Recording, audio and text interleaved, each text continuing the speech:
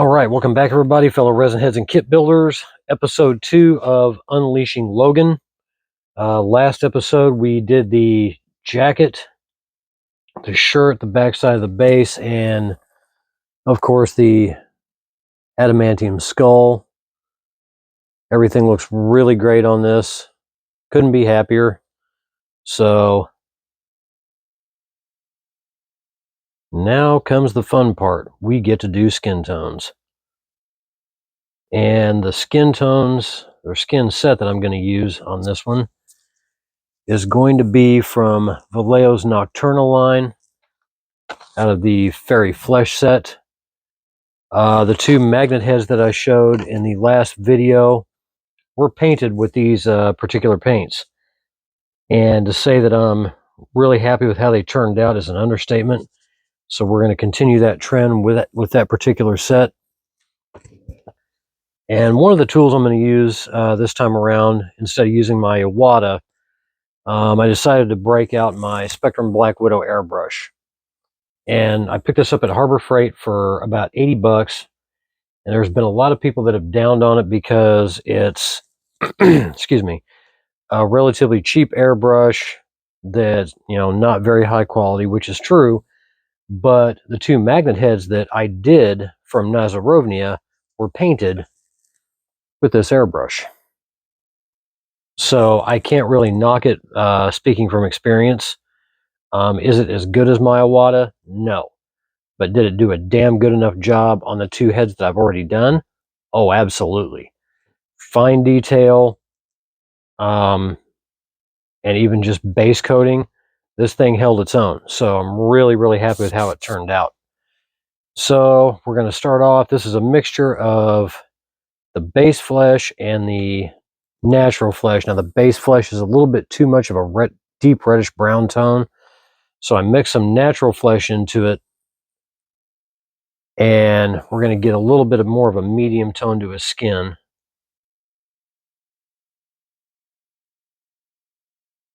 And yes, I did switch the camera angle to the left-hand side of my workstation so you guys can actually see what I'm doing without having to look at the back of my right hand. Before I do that, I do need to get a little bit of silly putty where the cigar goes.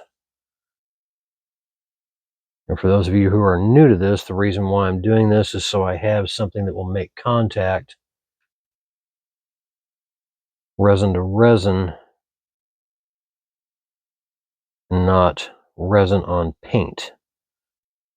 It's always a good idea to keep some areas clear of paint so you have a good grip surface for your glue to adhere to. So,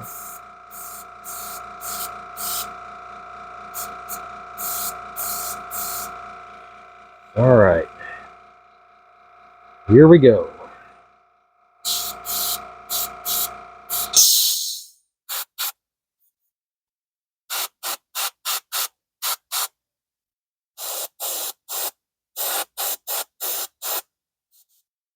I did thin this down quite a bit.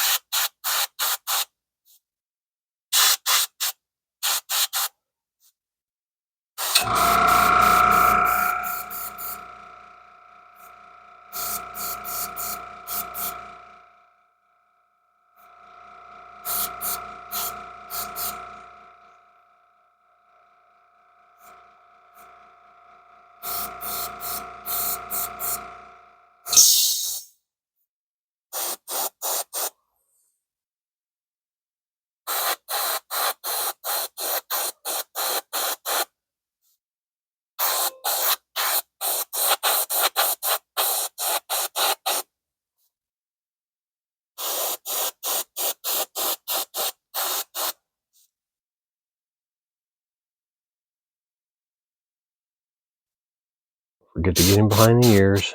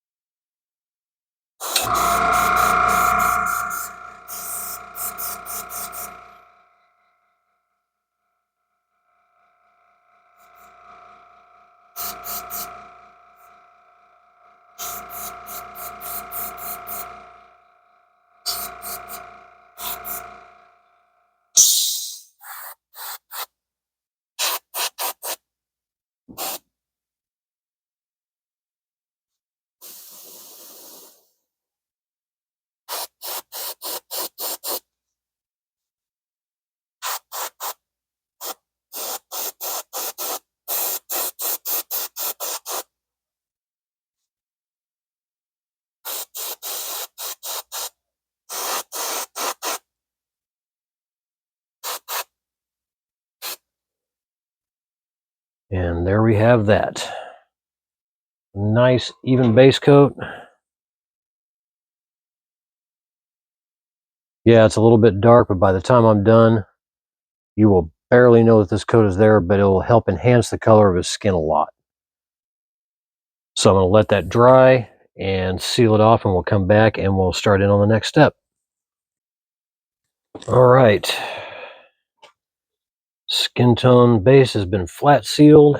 Now I'm going to take the same skin tone, lightened up with, excuse me, natural flesh and a little bit of this fairy flesh. And this will be the last time we use the darker skin tones. We'll start working our way up towards the lighter shades after this. I'm going to concentrate primarily on the areas around all the shadows, where the shadows will go.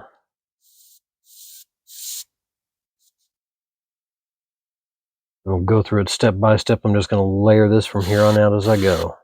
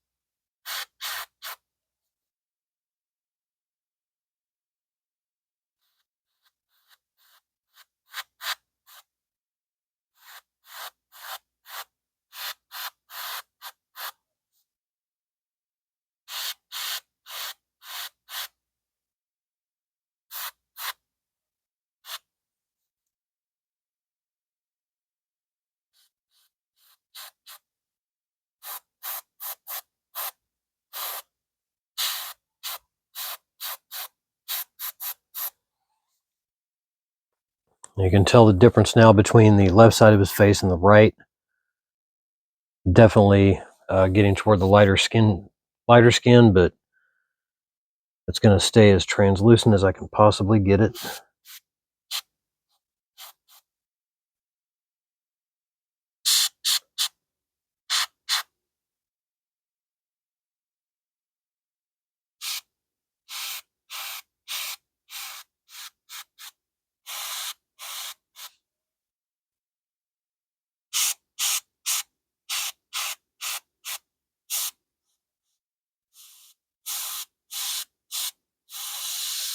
A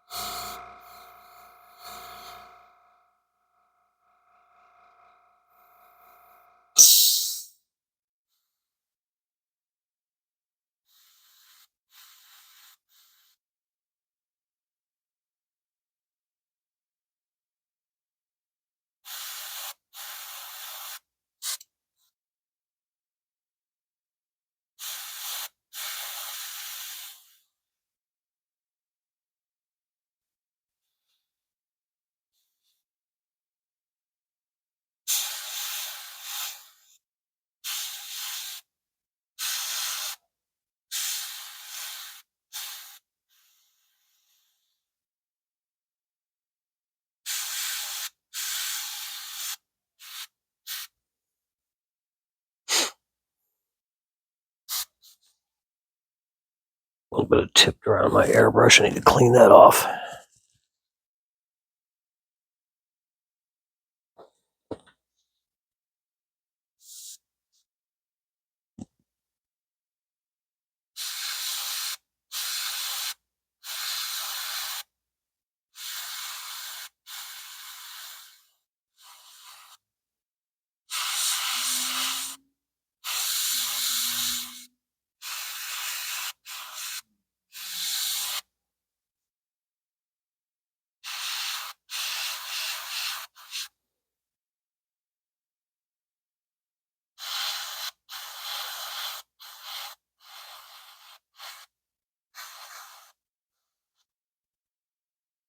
And I'll be using pastels to do the shadows, so I'm not worried about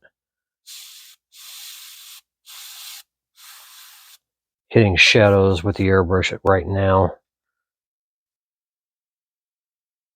Yeah, there's the transition between the darker skin tone and the lighter skin tone. Starting to like how that's looking. Like I said, this will be the last we'll use this mixture.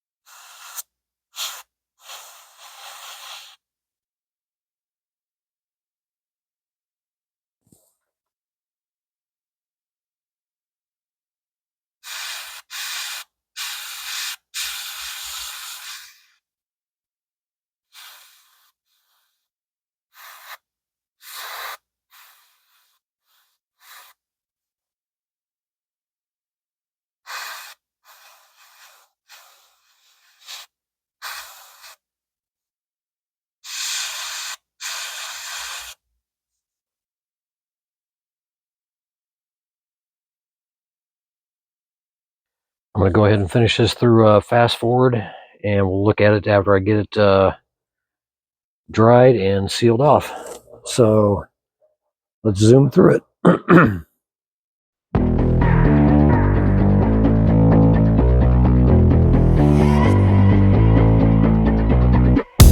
You think you understand me? You think you have an inside point of view? You think that you command me? You think I'm gonna hate to break it to you?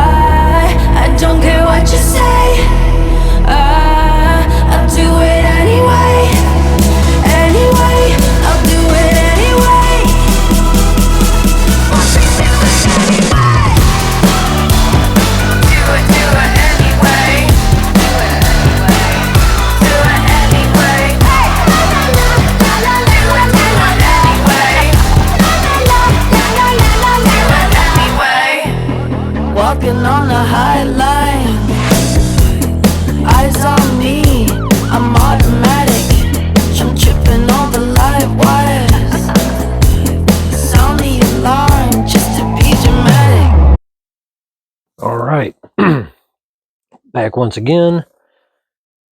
Paint is dried, flat sealed, looks really nice. And now I'm going to do the one thing I've always had a little bit of a problem with painting kits. I'm going to see if I can get it to work this time. And that is doing freckling on these kits. I've had a hell of a hard time trying to get this technique right. No matter how hard I try, it never works. I wind up wiping it off no matter what. But I'm going to use some Agrex Earthshade that's been thinned down. And we're going to do it. It actually might work this time.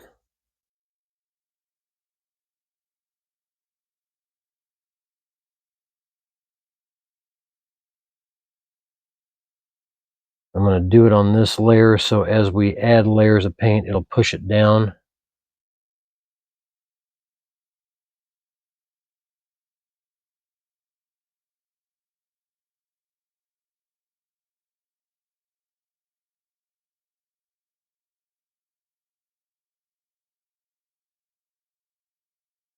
Yeah, this is a technique that's always given me the worst headaches in the world.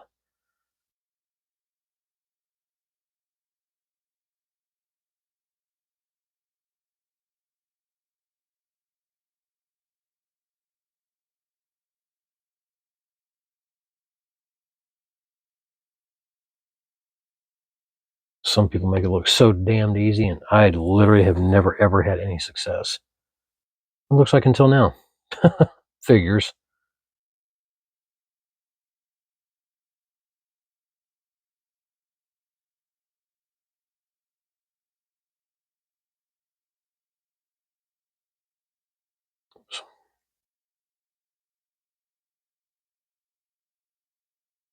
Moderate amount of success anyway.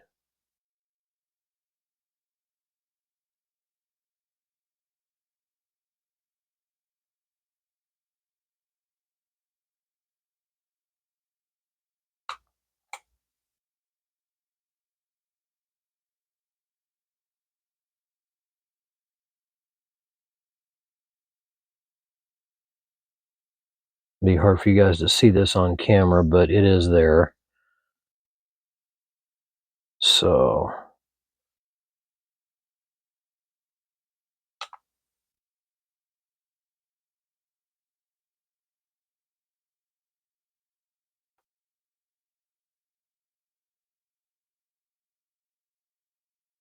once I start adding more layers to it, it's going to get pushed back underneath.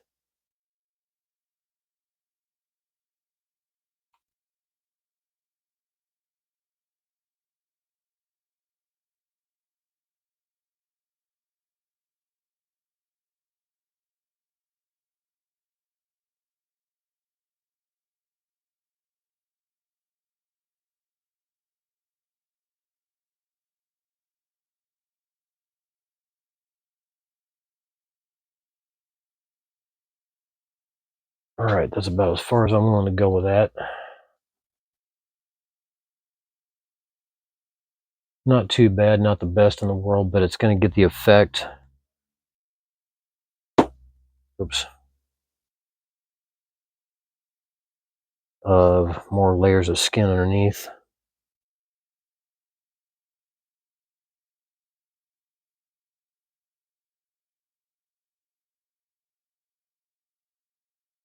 It doesn't look too bad. I'm actually kind of happy with that.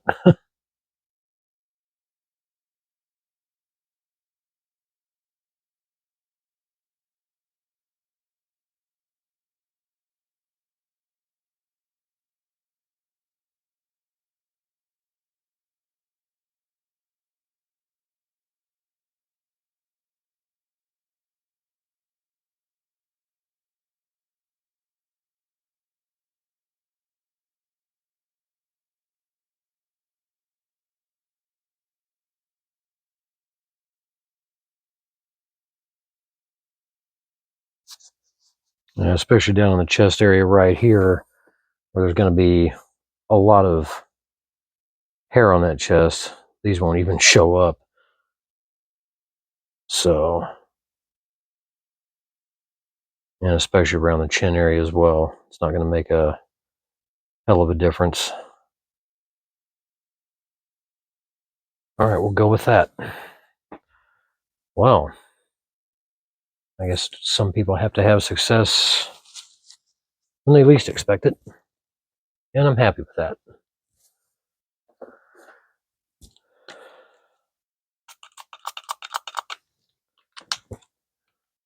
And in case you're wondering, that's isopropyl alcohol spray bottled in to help clean my little plastic palette there even better. So now I'm going to go in with the base flesh tone just by itself and do the exact same thing that I was doing before. This is going to be just as thin as the last layers that we put on.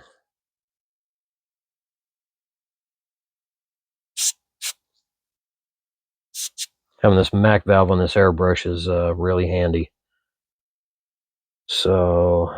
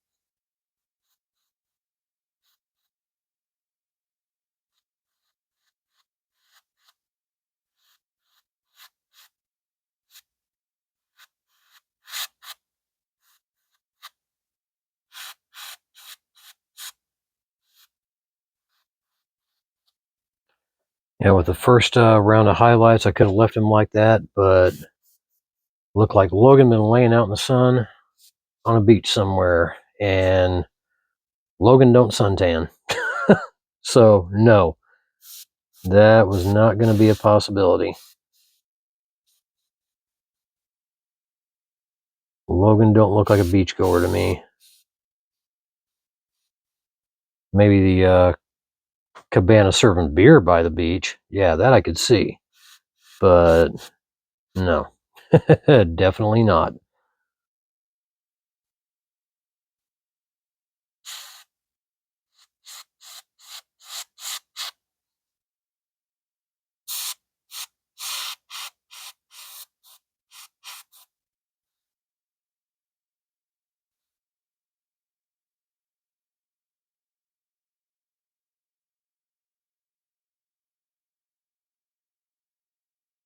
You can still see the layers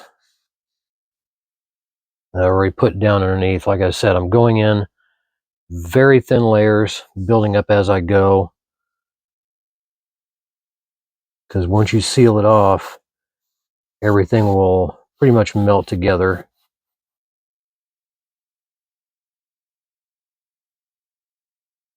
And then once the red, blue, and yellow washes are applied, everything will just fade into everything. And it'll look so much more real when it's done.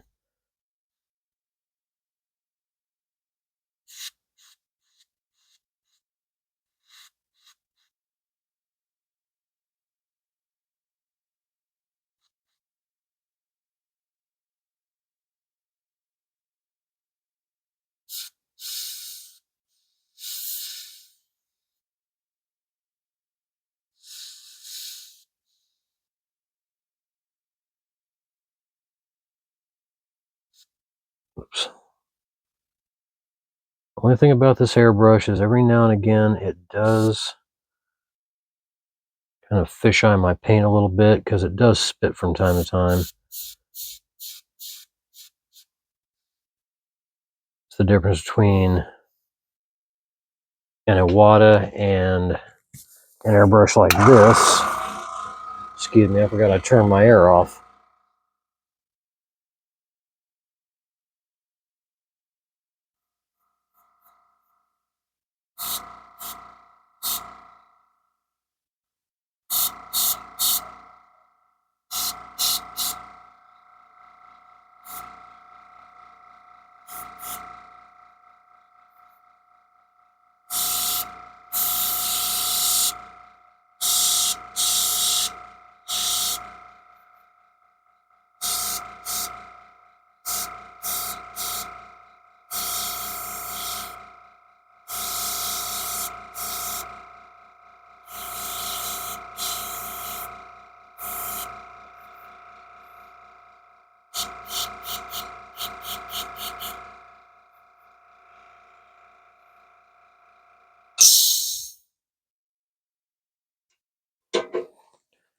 Now you can see the difference between the face. Let me readjust the light here so you might be able to see that a little bit better. Whoops.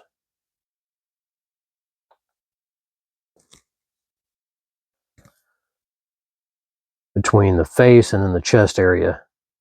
Definite skin tone difference. But now he's starting to lighten up, look a little bit more realistic, so I'm going to go ahead and fast forward the rest of this. Just like last time, we'll come back and we'll take a look at it.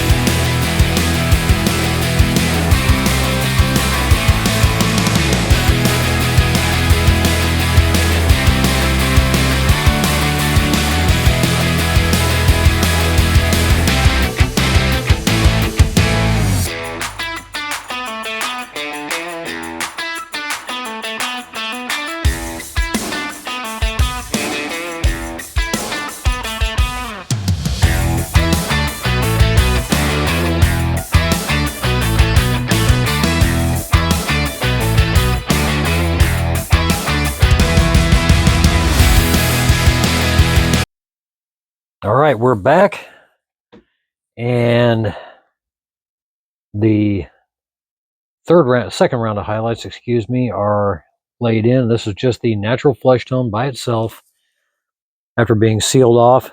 Looks really good. So now what I'm going to do is I'm going to start blocking in shadows.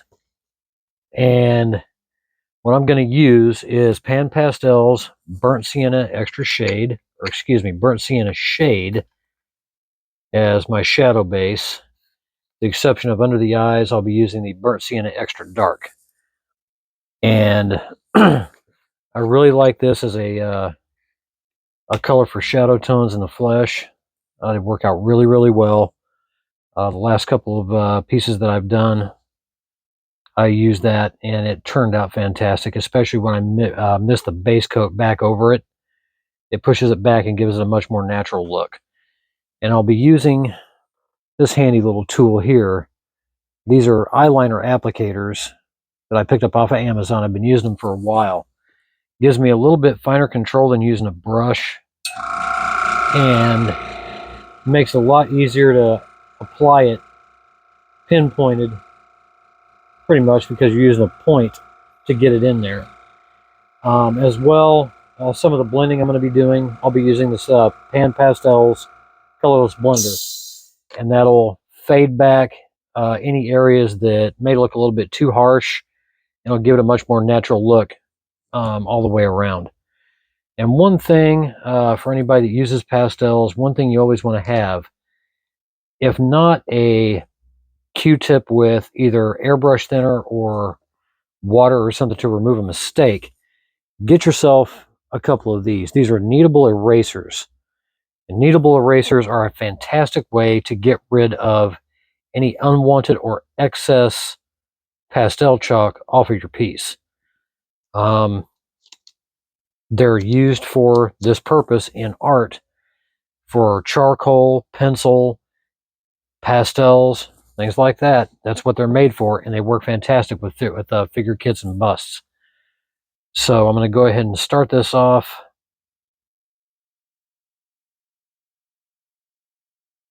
Sure you guys can see that, and we'll just work that.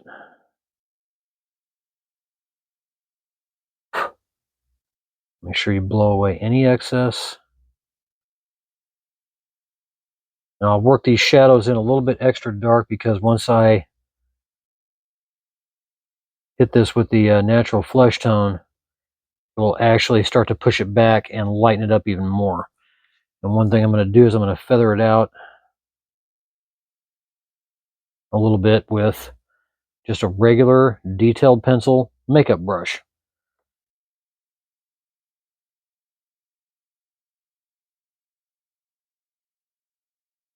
I'll get this started, and then I'll time lapse the rest of it.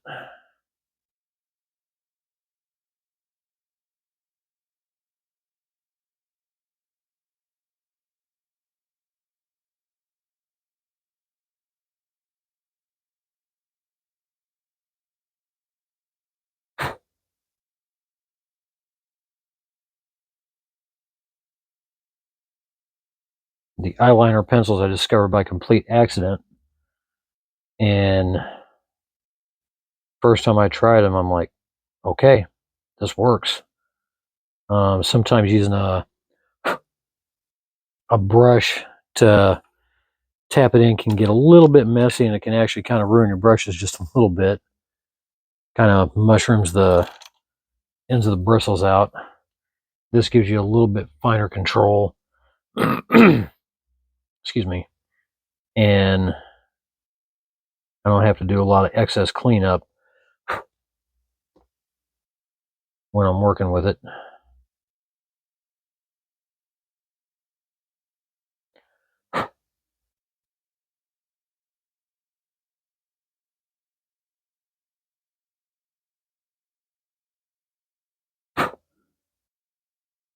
Trying to get as much done before I go back to work tomorrow.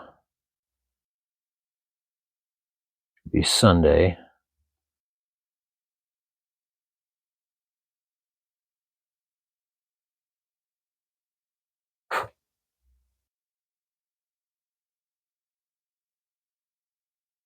Laying the shadows in like that, they have much more definition.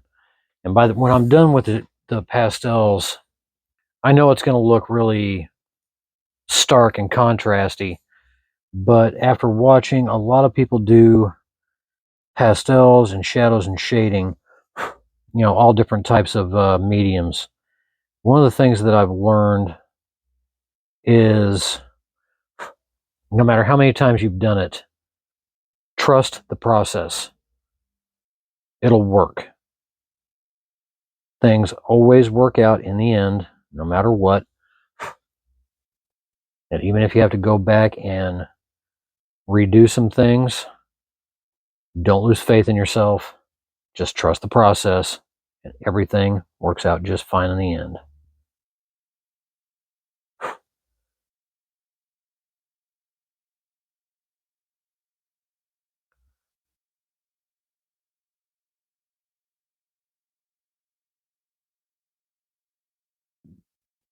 Excuse me.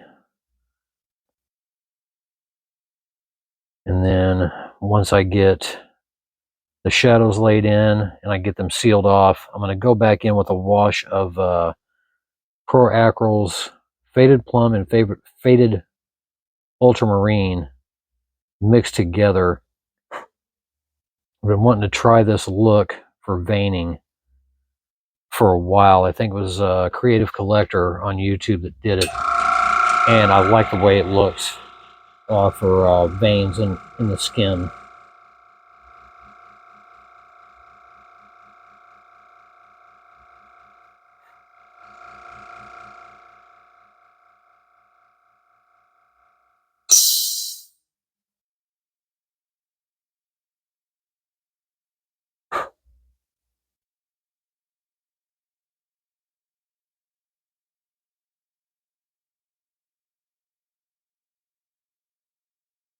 But we're off to a really good start.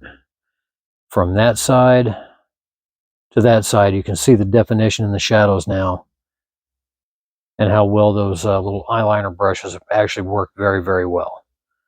So I'm going to jump ahead into time-lapsing this, and once I get it done, we'll seal it off, come back and take a look at it, and we'll go from there.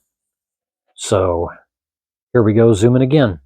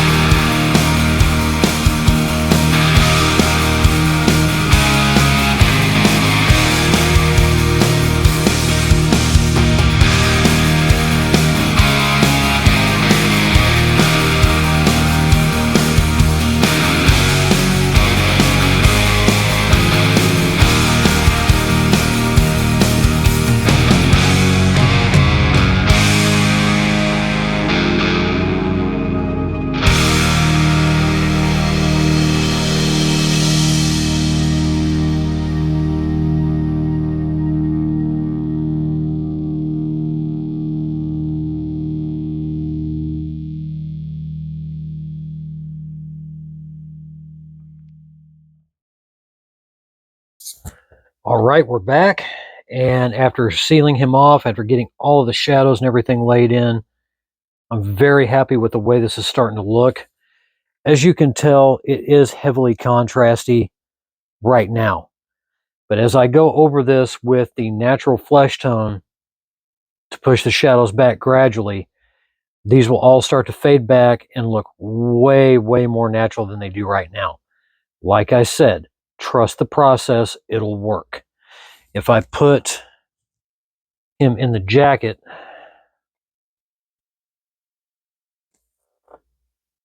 it actually looks really good. When I pull this thing away from the light and just let the distance light hit it, this thing looks fantastic. So we're off to a really good start laying in those shadows. What I'm going to do right now is I'm not going to do the plum ultramarine vein color. Somehow it just didn't feel right. So I'm going to use this Comart Riojas vein flesh. This is a paint set that I picked up at Coast Airbrush years ago, and I have it right here, and I'll show it to you real quick. Creature paint kit created by Steve Riojas, and this is still available. I don't know the full story. I formulated these basic colors to achieve endless painting effects on my work. Comart brings my creatures to life. That's Steve Riojas's comment. But you have colors like flesh, inner mouth flesh, green flesh, purple flesh, bone white, vein blue-green, stone gray, olive green, brown black, and opaque raw umber. So I've used the inner mouth flesh and the vein blue-green before. So that's what I'm going to use on the veins in his neck as a wash. I'll probably have to layer this several times, and then once it's done, I'll seal it off. And stuff is normally transparent. I'm probably going to thin that down way too much.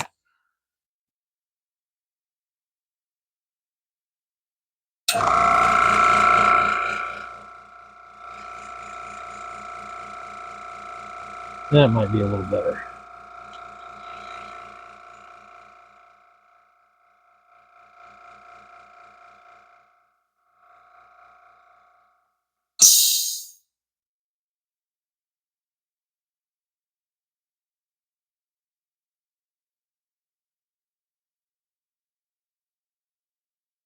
As I said, the shadows, the way I did them, I'm really happy with how they turned out. And even though this vein blue-green is going to be really, really heavy as I go with misting over with the natural flesh tone, it'll gradually push this greenish tone back underneath the skin, and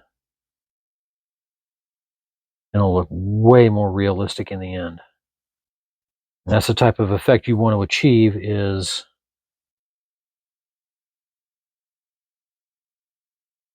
layering always works. Going in really heavy with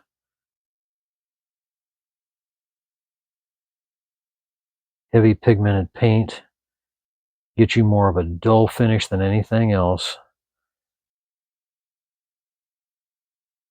Thin layers always works.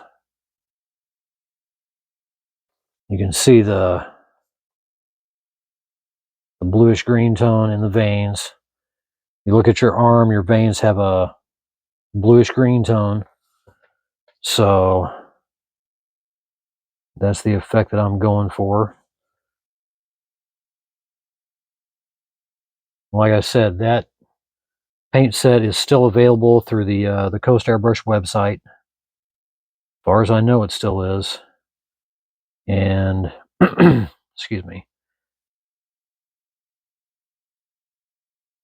It's very effective at achieving lots of different looks. There's an actual kind of an instruction booklet on painting Frankenstein's monster.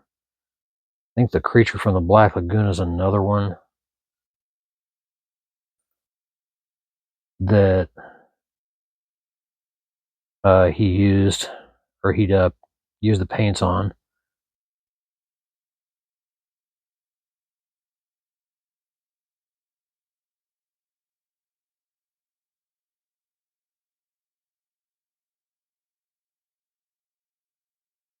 ever get the chance, I need to ask him how much input he really had in on that, because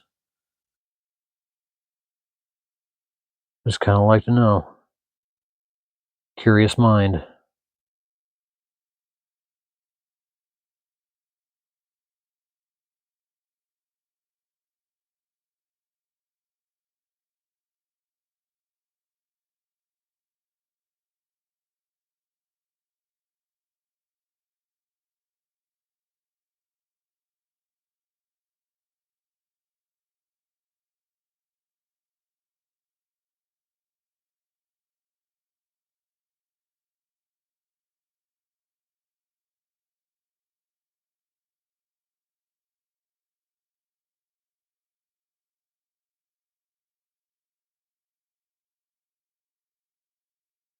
That's where we're at on the veining. Because his veins are so prominent, they're going to be a little bit closer to the surface of the skin more than anything else. So as I layer over the top of it, yeah, the color will be a lot less dark, but you'll still be able to see it no matter what.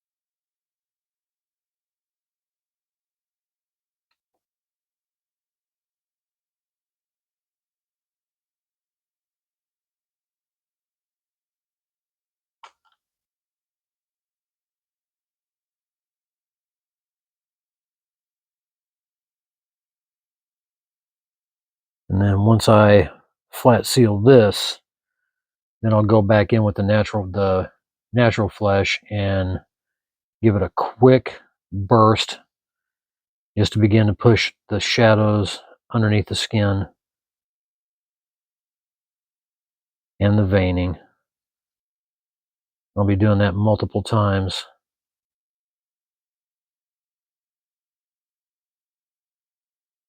until I get the look that I want. I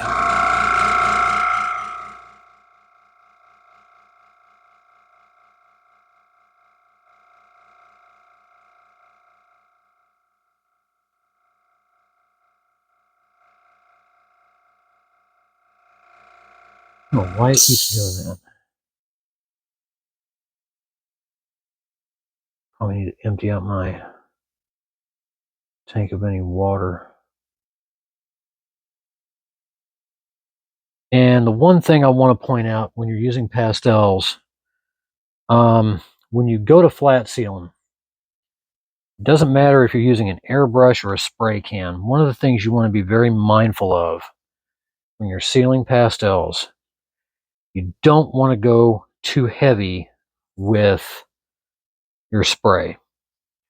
Too heavy of a spray can actually muddy the pastels completely. Basically, you put all this work, did all this work, and when you get done, you got nothing but mud. And it's uncorrectable. So a pretty good distance from your piece is anywhere between 6 to 8 inches, and you want to give quick bursts, either from an airbrush or a spray can. That way it'll settle without muddying up your work. Because as you can see, it's exactly what I did, and every bit of the pastel that I laid down is still intact. I don't have to go in and repunch anything in. A lot of times it doesn't always work that way. This is one of the lucky times. So always remember that 6 to 8 inch distance for flat sealing is a good distance with pastels. Airbrush or spray can, no matter what, always keep it at a decent distance.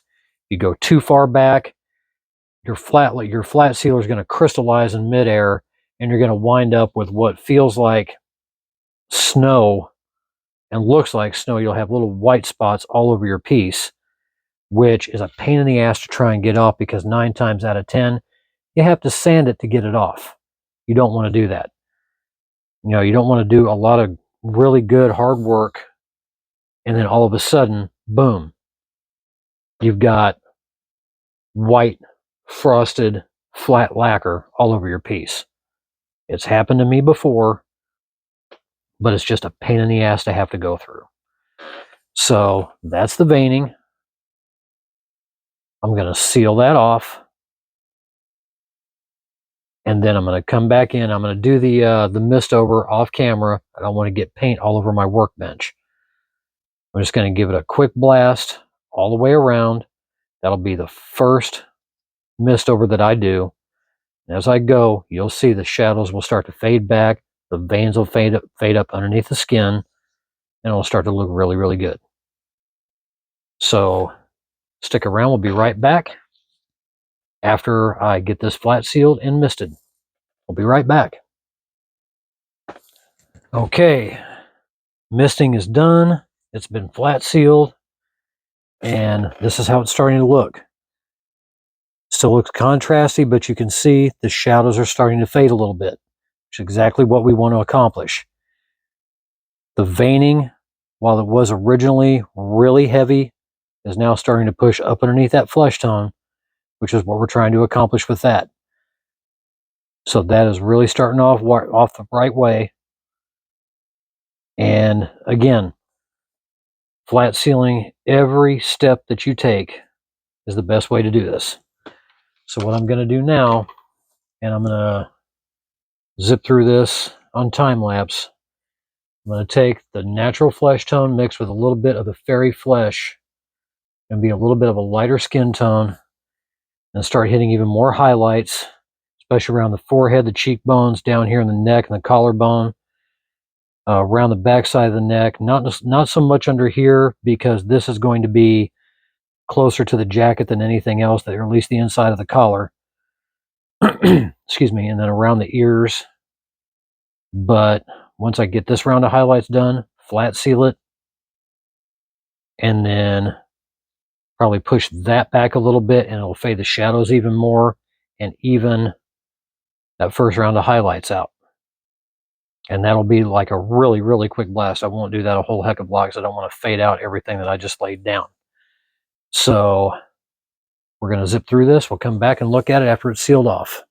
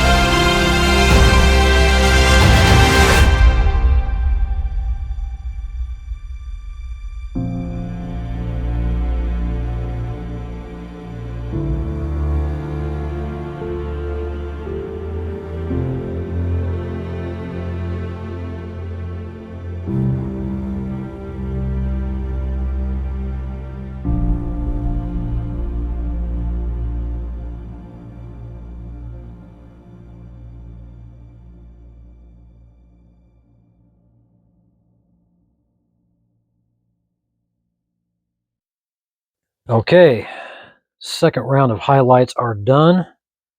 And you can see he's very, very contrasty now with that round of highlights. Certain areas, such as the top of the collarbone, this side of his neck, the front part here, and then all around the face, the ears, definitely have a very, very big amount of contrast. So now I'm going to push that back with a quick misting of the natural flesh tone. Excuse me. And once that's done and dried, once I seal this off and then hit that with that natural flesh tone, I'll do that off camera. We'll come back and look at it. The highlights will still be there, but they won't be as glaring. They'll be pushed back just a little bit. The shadows will soften even more. And then we go in with the last round of highlights, which is going to be the higher highlights up here on the head, around the front parts of the cheeks, on the bridge of the nose, especially, and down and around here, very sparingly down on the chest. So that should be the last round of highlights that we hit. But this is really starting to take on a life of its own. He's starting to look really good. So we'll be right back after I seal him off and mist him over, and we'll take a look at it. All right. Second round of highlights and misting have been sealed off. He still has some pretty high contrast, but they've been faded back. Shadows have faded back even more. And I'm really liking how this is looking. This is starting to go the right way. So now we're going to do the last round of highlights, which is highlight skin mixed in with the natural flesh tone. I'll be concentrating on just specific areas, high parts of the cheekbones, around the nose, the bridge of the nose, down here around the bottom lip a little bit, definitely in the forehead and this part of his neck, and a little bit on the collarbones, but that's pretty much going to be it. There's not going to be a whole lot I'm going to do. And then once that's taken care of, last round of misting with the natural flesh tone, and it'll be sealed off and done. And that should pretty much conclude the shadows, the base skin tones, the highlights, and everything else. I fitted it into the jacket and held it away from the light again, and I really like how this is starting to look. So I won't have to zip through this with the fast forward option. Like I said, this will be relatively quick, simple, and painless. I'll do the misting off camera just like last time.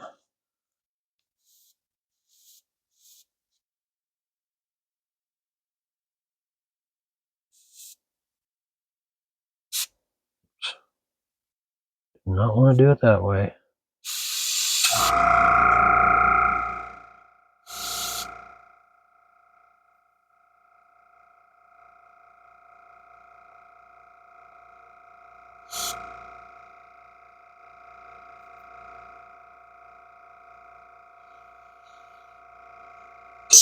And you can see how much brighter that is on the bridge of his nose. That's about as bright as I want to get on his skin.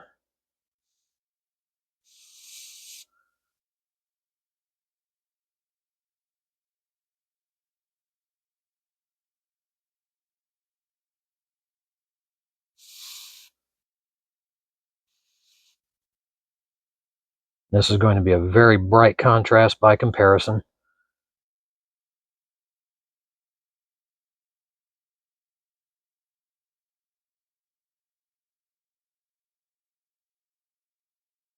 But once I mist over it, it'll look much more natural.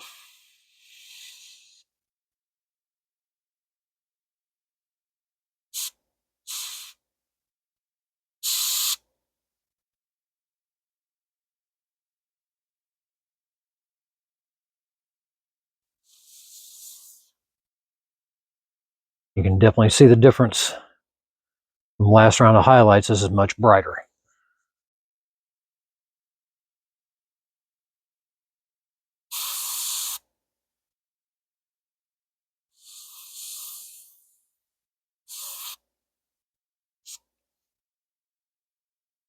And yeah, I do have to keep stopping because the tip dry no matter what I do. Even with Flow Aid mixed in with my paint, it's gonna tip dry no matter what I do.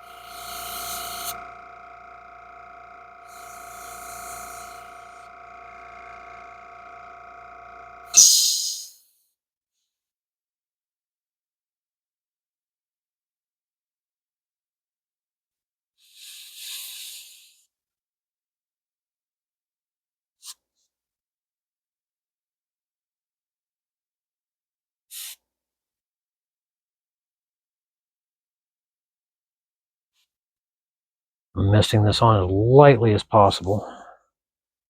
Not always easy.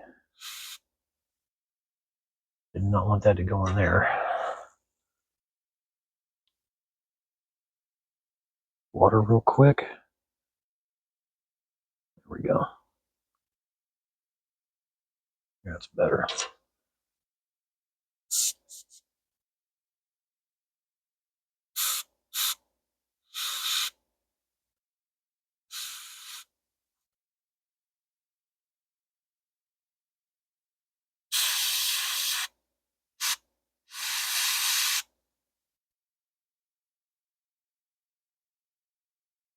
Yeah, definitely a lot of contrast with these highlights. But don't be afraid to make a mistake.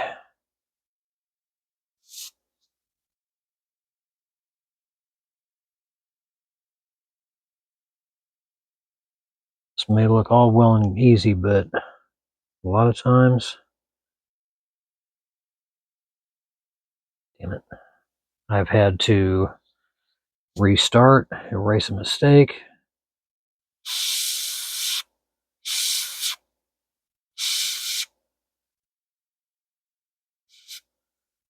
completely start over again, as I did with my Deckard kit. Although that mistake was not something I was anticipating, it really wasn't my fault.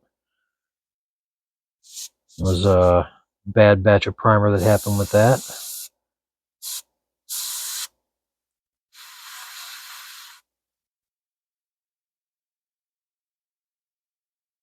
But mistakes do happen. With this hobby, it is a definite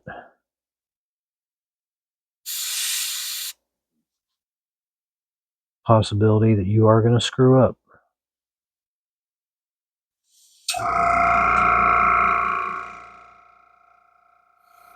But not this time around. So that right there is the last of the highlights. Like I said, I only hit up in here along the collarbone, but up in the main part of the face, you can see how much brighter it is in all those areas that I hit. Looks way better. Put him in the jacket and see if there's anything else I need to hit. Nope, that looks really good. He's starting to come to life. And that's exactly what we want. So I'm going to go ahead and seal this off. Mist it over. Actually, what I'll probably do is just mist it over, then seal it off. And then we'll come back and take a look at it. We'll be right back with one last look at Logan for now. All right. Last round of misting, last round of highlights, flat sealing, we're done. Thus far, yeah, he still has a really high contrast look. But once I get the yellow, blue, and red washes over his skin, it is going to look way more natural and everything will level out. The highlights will look much more natural. The shadows will look much more natural and blended in. Everything will look the way it's supposed to. Give you an idea of how the other version of this face looks. Side by side, you can tell that this guy here is a little bit whiter in the face because it's only half the head. So this guy here has a little bit more streamlined look to him. It's essentially the same piece, but this is more streamlined because this is a full head instead of a magnet. Yeah, much, much different, but this one's going to turn out damn near the same as this one is. So I'm really happy with the progress that I've made. He's been, like I said, he's been flat sealed, so I'm going to let him sit. The veining in his neck, up to this point, I am very happy with how that looks. It's exactly what I was hoping for. And if I fit him into the jacket area, this is the look we're going to get. Once you get him in the jacket, this thing looks absolutely fantastic. So I'm really looking forward to making much more progress now, with this being my first day back to work, and I'm not sure if I'm going to be filming this upcoming Wednesday the 20th because that is my birthday. I'm hoping to get the rest of this portrait finished, hopefully up by next Saturday. But the progress that I've made up to this point, I'm very satisfied with. Shadows look really beautiful, and like I said, the washes are going to even everything out to where nothing is too bright or anything like that. The starkness of those highlights will tone down once I hit those washes. That's what it did with this one. Did the exact same thing, but I'm going to wind up adding some more red washes around the wrinkles in the forehead, around the nose and the eye area for where the blood rushes in, and then start getting the hair blocked in. I'm going to go with the black hair with the blue highlights for this one. I don't want to do the brown hair with brown highlights. I've got enough brown on this guy already, so I figured doing the classic black hair Wolverine or Logan will look a lot better. But I'm not going to stop this video series. I'm just going to take a break for a couple days, get through my work week, and then come back and we'll start all over again. I'm going to do this all in one video instead of 4 or 5 separate ones. So we will be back within the next 3 days, hopefully, and we'll continue unleashing Logan. So we will be right back. All right, we are back. It has been 3 days. It is now Wednesday, August the 20th. Finally getting around to this. I've been out and about celebrating my birthday today. And to those of you who sent birthday wishes on Facebook, I want to say thank you very much. It was a really good day. Had one hell of a dinner. Can't beat Southern barbecue, I'll say that much. When we left off, we had just finished the last of the highlights on Logan's skin. Got that all sealed off. And now we're going to start in on the yellow, blue, and red washes. For that, we're going to be using Vallejo Golden Yellow and Andrea Blue. And for the red wash, I'm going to rely on my Createx Bloodlines Illustration Blood Red.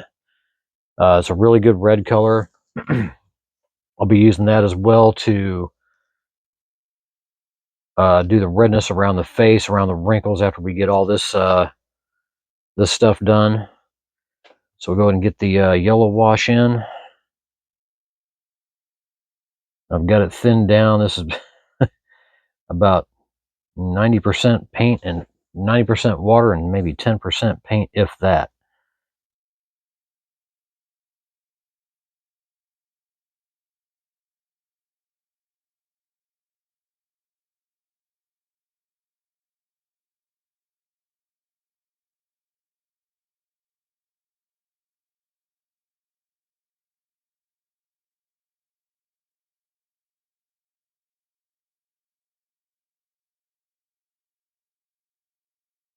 And this is a really, really good technique, and I've got a secondary brush for getting areas up in the eye area where the shadows are at. It's a really, really good technique for bringing out the skin really well, making it look even more real. But you want to do little bits at a time. Like I just did half the face in one shot.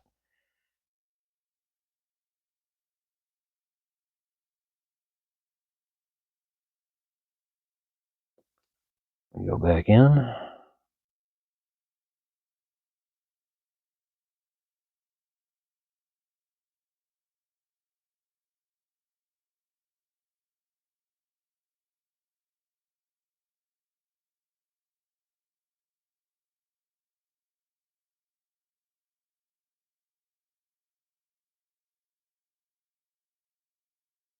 Okay, make sure we get the ears.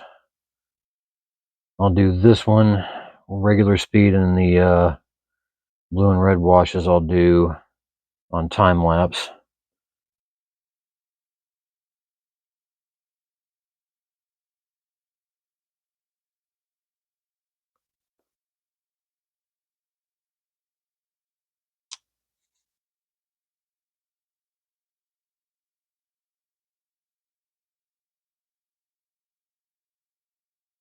Not a very big difference in overall skin tone right now, but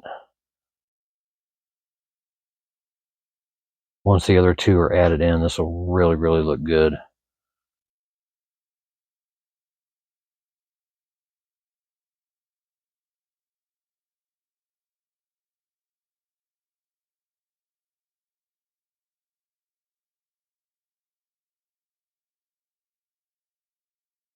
Now it's kind of toning back the highlights that I added in,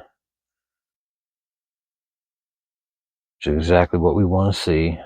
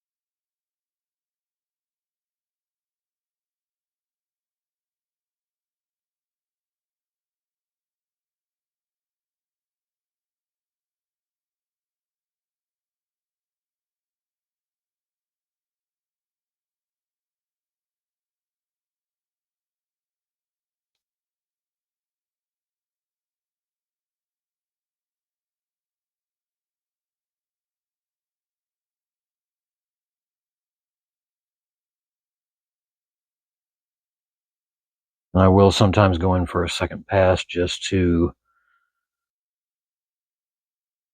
make sure all things tie together the right way.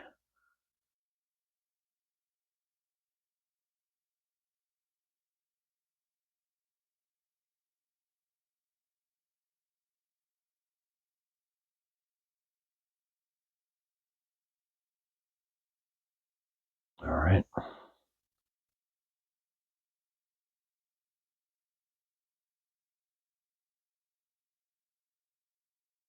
I have to definitely take small bits at a time under the chin and around the neck. There are some areas that are a little bit harder to get to with that sponge, so I have to be really cautious.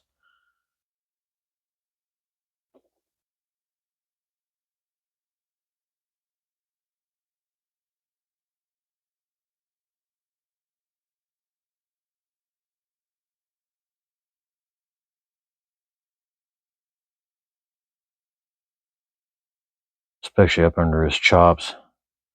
Not a lot of wiggle room.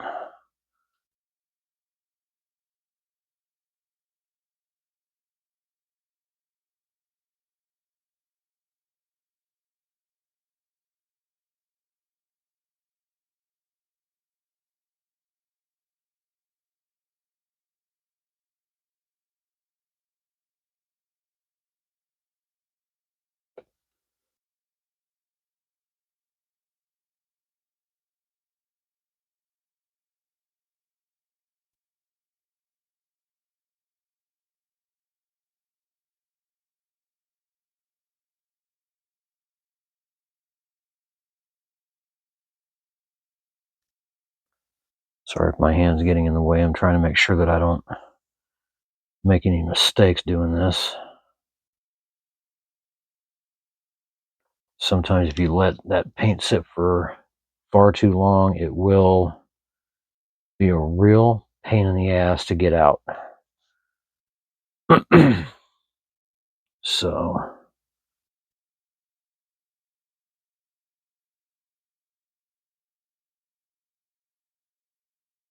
and after every single one of these, let it dry for about maybe 10-15 minutes at the most, and then we come I'll go in and flat seal it. You want to make sure you seal all the way through this stage, because if you go in over the top of one wash with another and it's not completely dry, you make that mistake, you can really screw up a good paint job.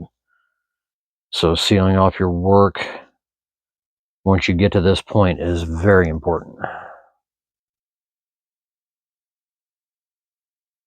It's actually starting to look really good.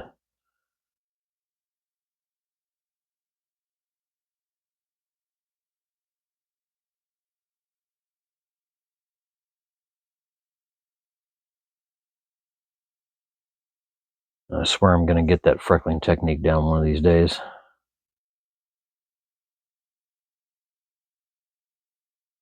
Maybe not on this guy, but definitely on some other kit. I just don't know when. But apart from that, I love the way this is turning out. All right, so that's the yellow wash. Not real evident of any color change in his skin. Well, like I said, once we hit the blue and the red, it'll really start to come to life. So I'm gonna jump off here real quick, let him dry, seal him off. We'll come back and we'll take one more look before we start it on the blue. We'll be right back. All right, yellow wash has been flat sealed, and we are ready to begin with the blue. So here we go. We're gonna jump through this as fast as possible.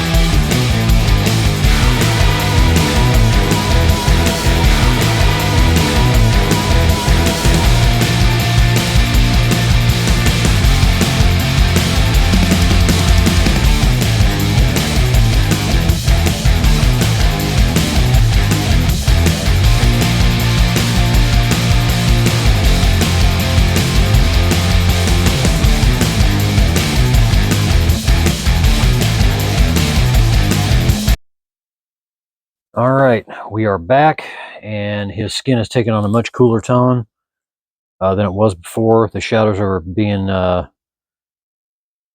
faded even more, and the highlights are starting to even out just as I thought they would.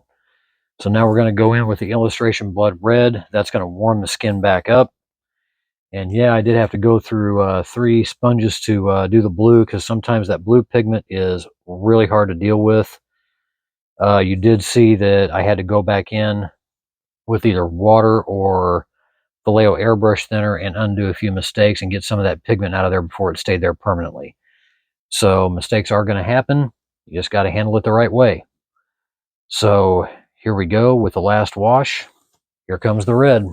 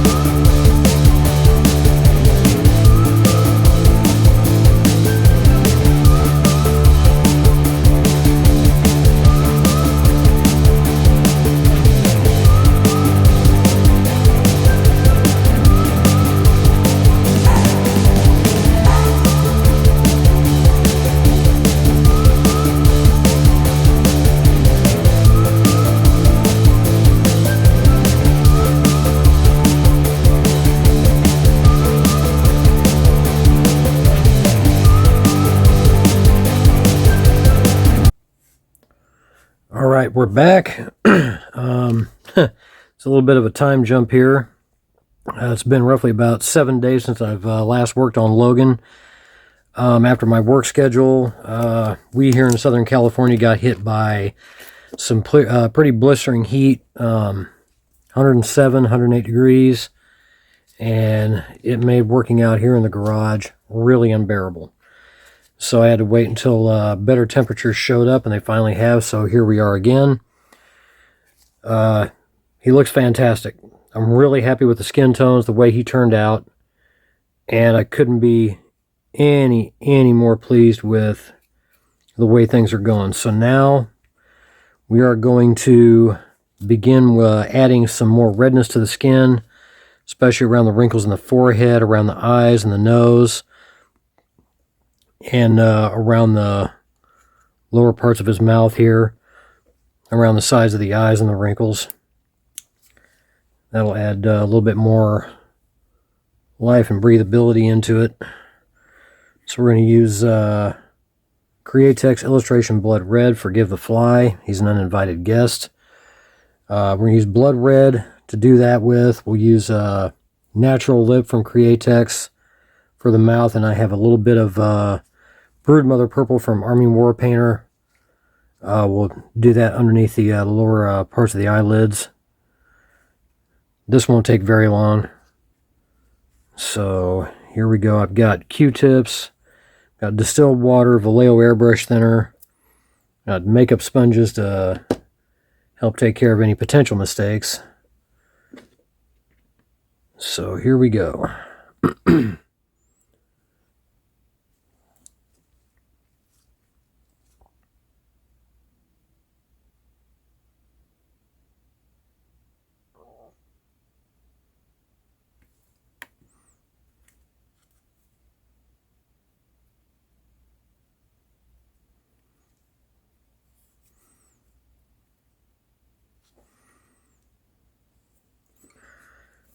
Now this does take time because you have to build it up slowly but surely to get the right opacity for the areas that you're doing.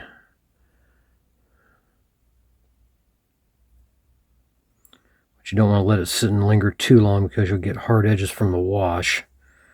And that's all this is just a simple wash, probably 2 drops of paint, and all the rest is distilled water.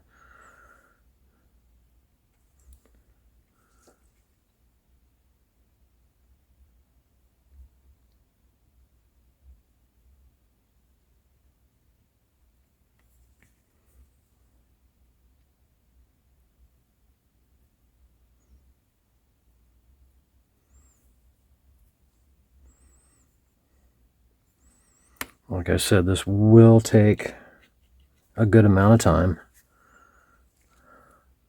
I'll skip through a lot of this on fast forward, and the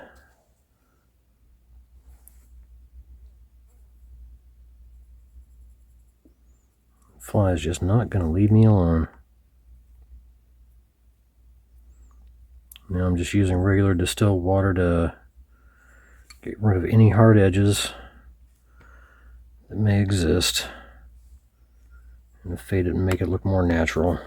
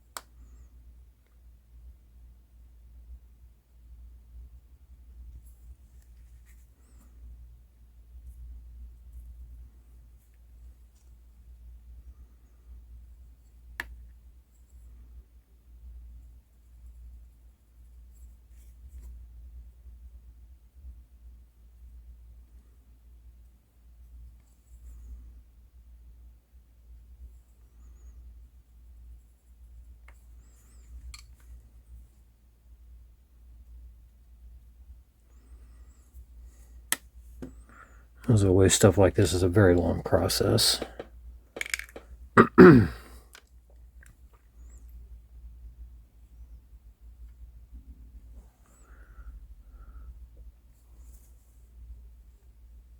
Shit.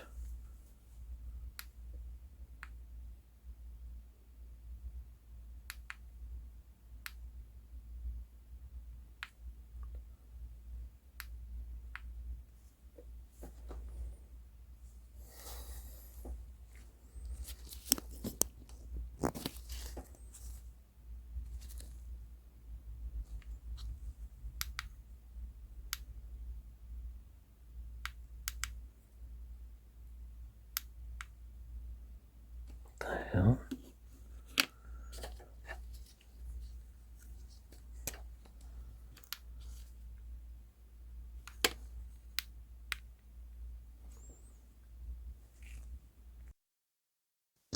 Well, apparently I was not recording it like I thought I was because my microphones weren't working for some reason. I'm not exactly sure what just happened.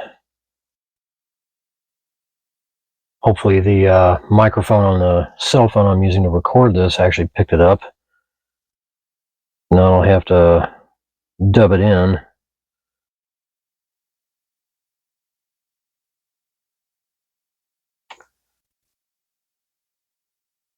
Oh, for sure it was working.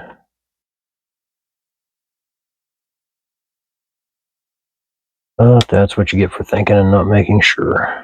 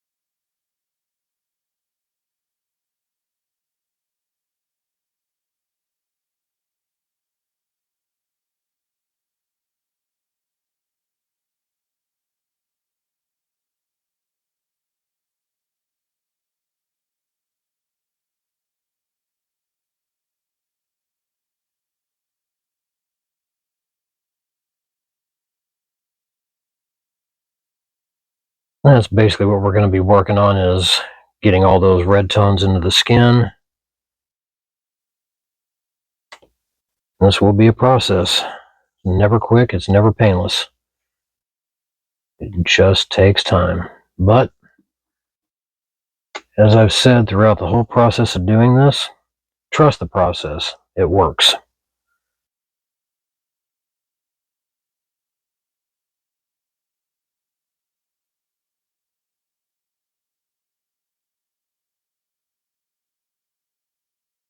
And most importantly, trust yourself.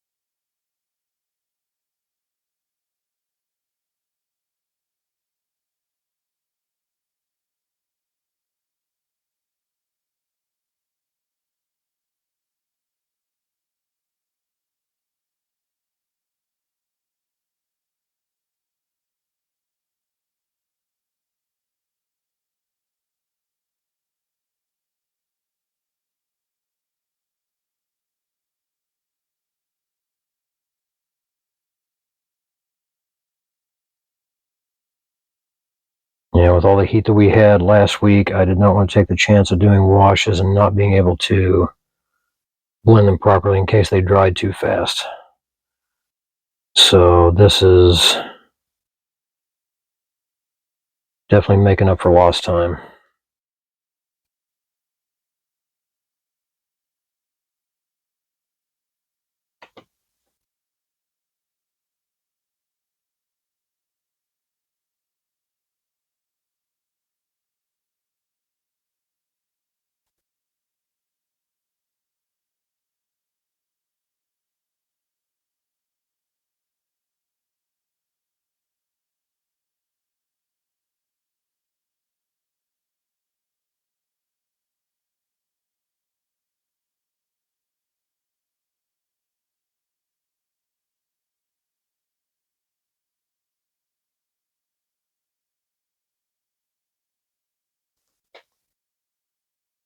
Yeah, it looks a little bit strange now, but once the eyebrows and the hair and the chops and the 5 o'clock shadow are painted in, this will all come together and make sense.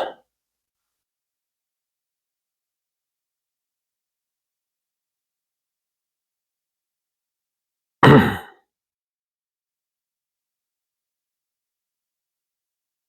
right. We're going to time lapse the rest of this and then we'll take a look at it, but that's the effect that we're going for, is all the redness around the sides and up around the eyes. Make sure you guys stick with me. So here we go.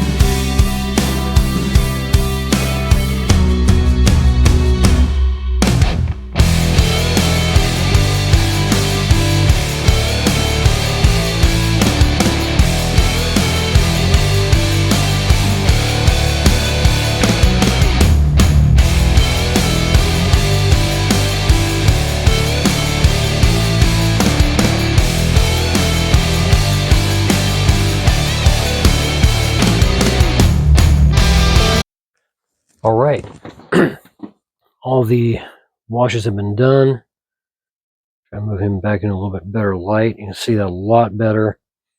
All the redness around the wrinkles, up around the eyes and the nose. Looks really, really good. Added some redness to the ears as well. But this is what I'm looking for. Kind of that blood rush effect when the skin compresses together. Looks really, really sharp. So now I'm going to take this Broodmother Purple and I'm going to do a very slight wash around, just around the lower eyelids. Kind of give that a little bit more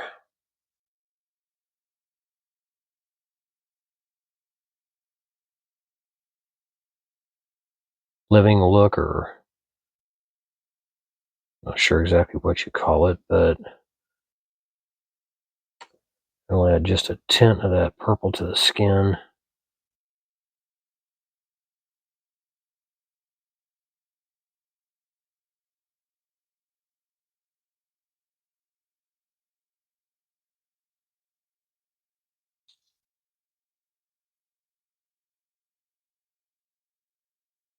but it'll balance out with that red.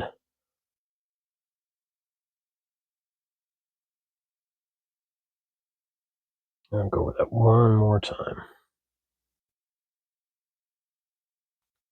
I want to overdo it, but I don't want to underdo it either.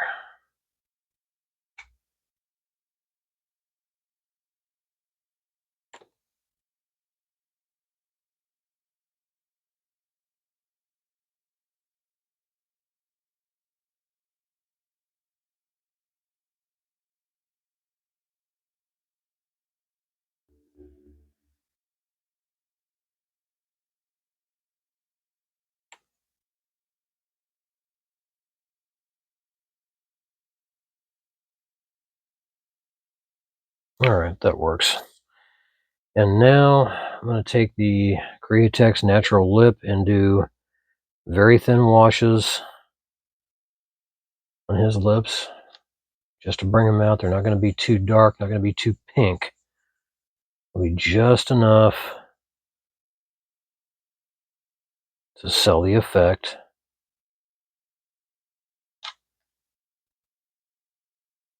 And this is heavily watered down, so it'll take a few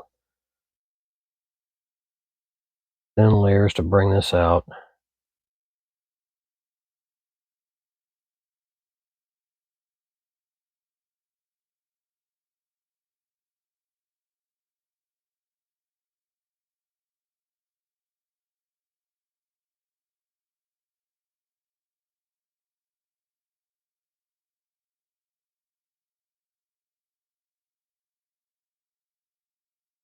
Figure out where his upper lip is. It's curled in more than anything else.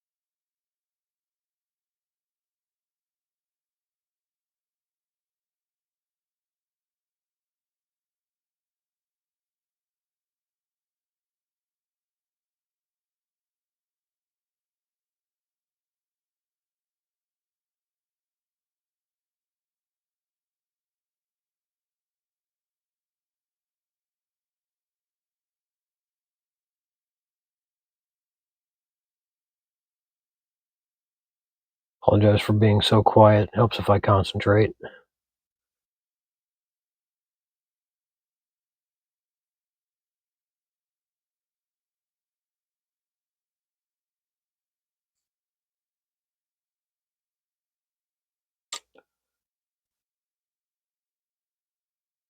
See what happens if I add just a smidge of red to that.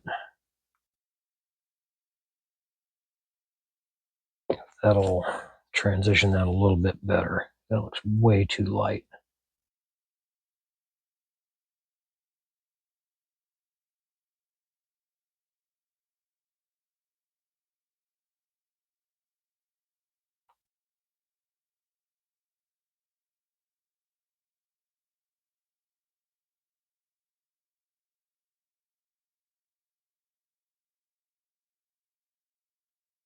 Usually I don't have this problem with this natural lip. I'm not sure what the deal is.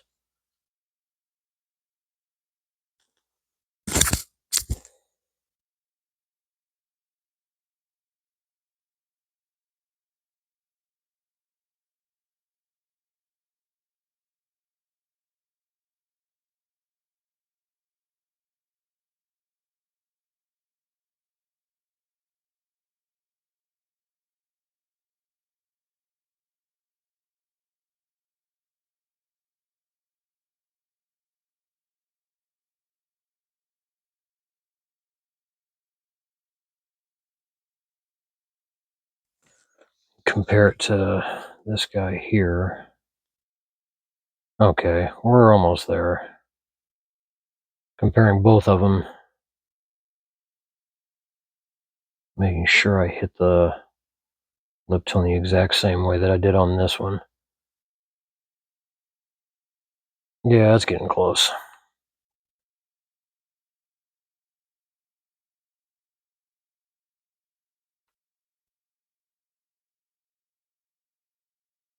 I don't want to go too red. I don't want to make it look like he's wearing lipstick, for crying out loud.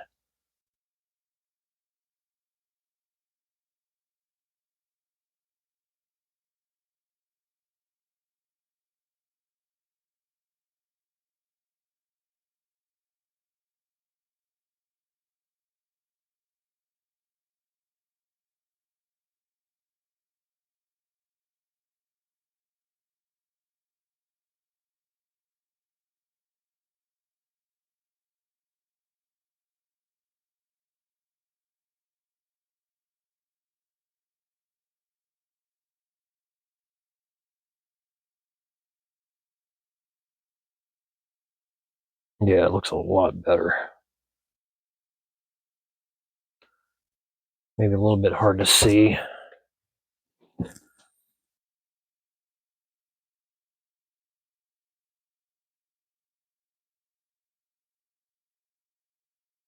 It's more of a pinkish tone. I actually like the way that looks. So, sorry.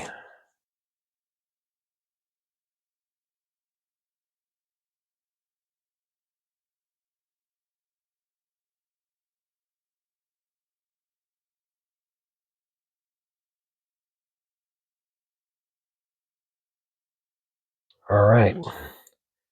That we're going to seal off. Come back and it will be time to start painting the hair. Get that outlined around the edges of the face.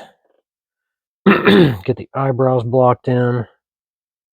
Those eyebrows are going to be so much fun. But we are on definitely the right path for how this guy should look. He looks fantastic. Definitely has that Clint Eastwood kind of look to him. So stick around. We will be back and we start in on the hair. And once we get that done, everything will start tying in together really, really well. So we will be right back. All right. Everything has been sealed off and it looks fantastic. All the redness in the face, all in the right spots. Flat Seal did it really, really good justice. Now he's starting to take on a lot more life. And now we're going to begin the fun part. Those eyebrows and the hair. We'll start blocking the outline of the hair all the way around, then go fill in the rest. But the eyebrows, I've got my magnifiers on for that because also some tiny details up underneath here that I can't quite see the right way. So I'll get that started. Here comes the fun part.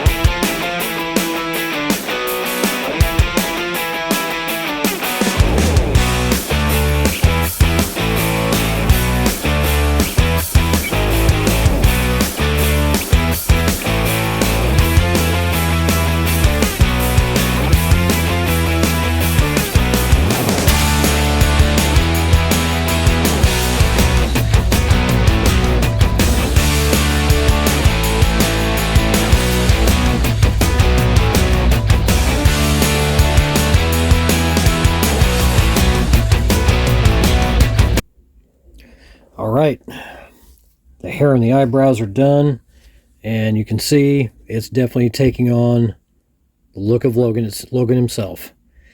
As I started this in time lapse, I did not realize how long this was going to take, and it took me well over an hour and a half just to get between the eyebrows and the edging around the face, underneath, and around the backside of the head. That took me a while to do, and I had to go back in and do touch-ups afterwards because there were some spots where the paint started to get a little bit watered down being in my wet palette. So I had to kind of correct for that. But he's been finished, he's sealed off, and now we begin with dry brushing the highlights into the facial hair as well as the eyebrows. And to start that off, we're going to use Pro Acryl's Blue Black to start that off. And I'll be using my Calibri number 3. I picked these up from Garage Kits US Creative a couple of years back, and it's one of the best purchases I've ever made for dry brush, especially this tiny one. Comes in real handy when having to get small areas like up close to the face, and especially those eyebrows. And this will take some layering to get the color to come through. I can already start to see it a little bit. You just want them working small, counterclockwise circles to build that paint up. It's going to be hard to see on camera because this is a very, very dark color.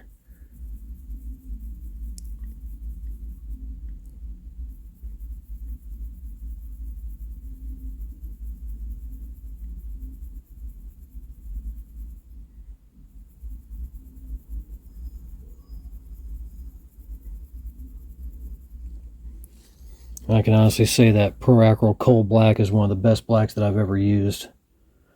Apart from Green Stuff World's Max Darth Black, which is the blackest black that I've ever seen, the Coal Black is actually I don't know how many shades darker than the Vallejo Black that I normally use.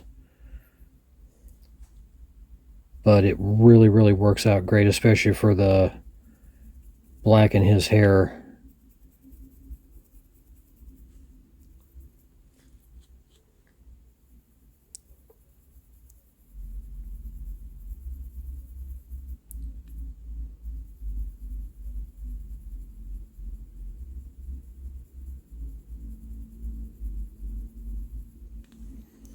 Let's see how well that looks. Yeah, color's starting to come through. It'll take a couple of passes to get the color to balance out, but when it does, it'll really, really look good.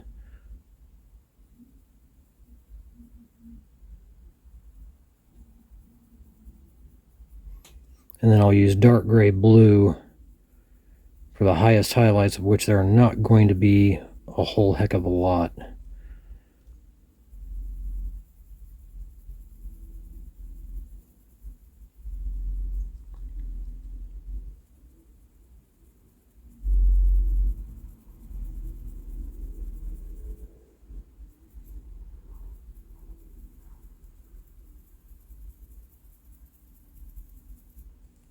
Let's see here. I'll pull him off camera real quick. Yeah, certain angles the blue-black can be seen. I apologize if it's not showing up on this. See if I can tone down my light source. Maybe you guys can see that a little bit better. One more. I don't want to be completely left in the dark.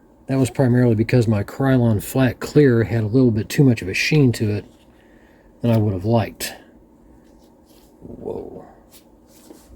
And I just got a mess all over.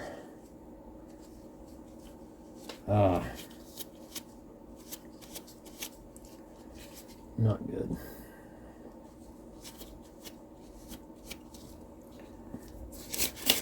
My paint bottle leaked a little bit, and I didn't realize it until it was almost too late. So grab another glove. I did not want to get blue all over him and ruin all the work I've done. Not gonna happen. So this will not be time-lapsed in any way, shape, or form. As I said, this will be relatively quick and painless. So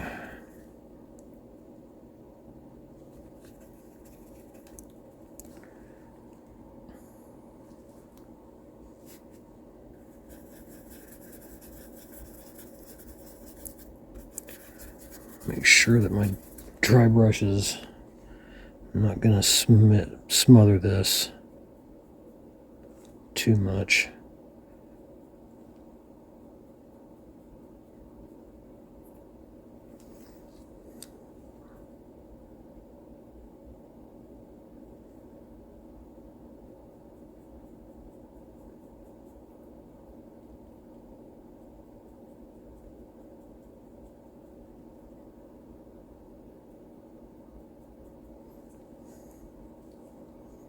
Actually looks really good.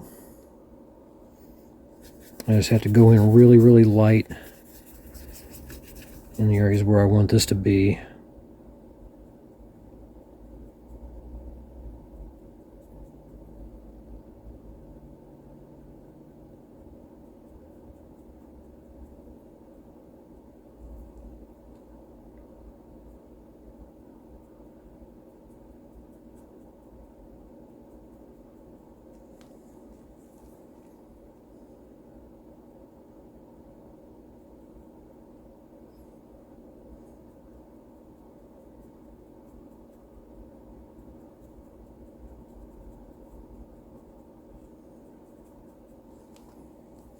See that come out.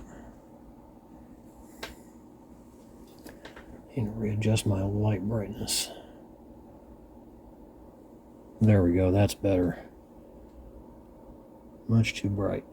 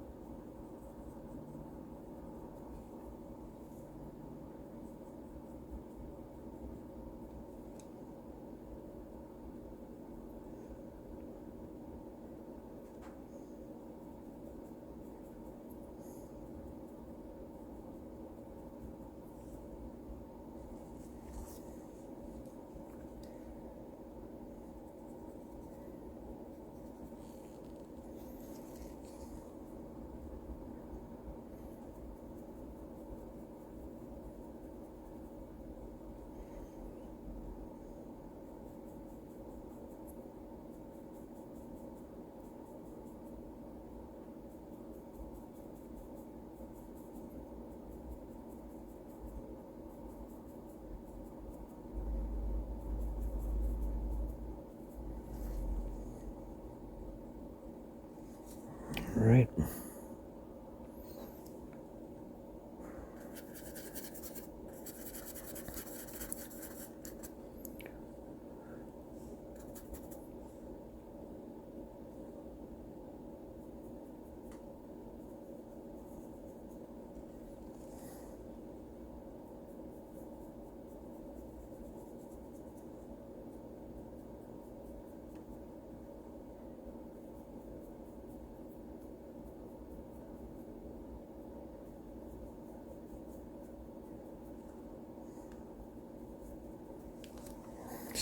Looks.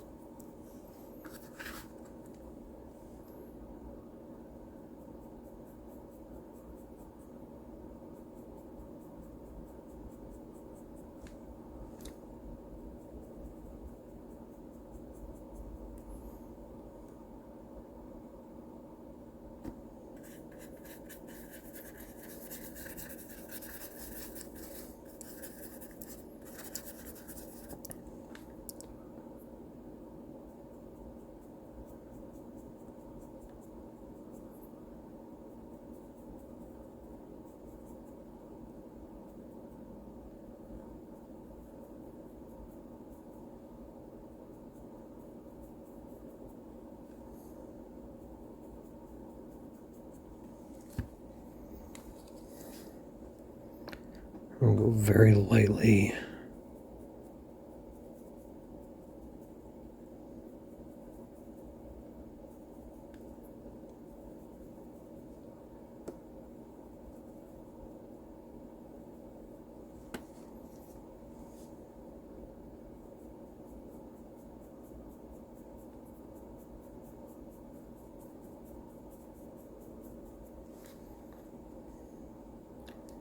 And that'll be that. We'll seal it off, let that dry, and then come back and we'll start in on 5 o'clock shadow. So we'll be right back. All right, he's sealed off. The hair looks fantastic. Off camera, I also blocked in the whites of his eyes with Vallejo white gray, just to kind of get an idea of where I'm at and where I want to be. We're in the home stretch now. 5 o'clock shadow, the chest hair, the eyes, and the cigar, and this guy will be pretty much finished. So for the 5 o'clock shadow, I'm using a combination of pan pastels, Payne's Gray Extra Dark, Burnt Sienna Extra Dark, and black. And that's got the right color combination I want for his 5 o'clock shadow. I've got my trusty kneadable eraser in case of mistakes, and one of my makeup brushes that I use for stuff like this to feather out the pastels as I use them. So we'll go ahead and get this guy started. We'll work around the edges of his jawline. I want to blow that all over the place.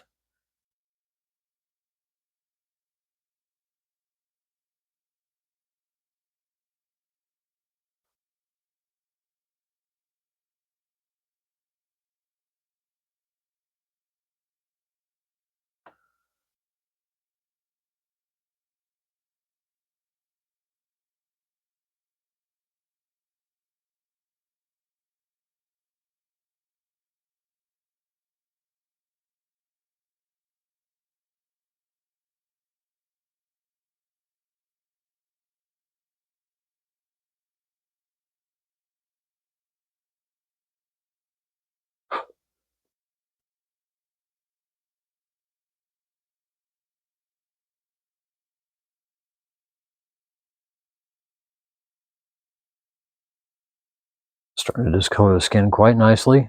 I'll probably have to go over it a few more times to get it to the right shade that I'm looking for.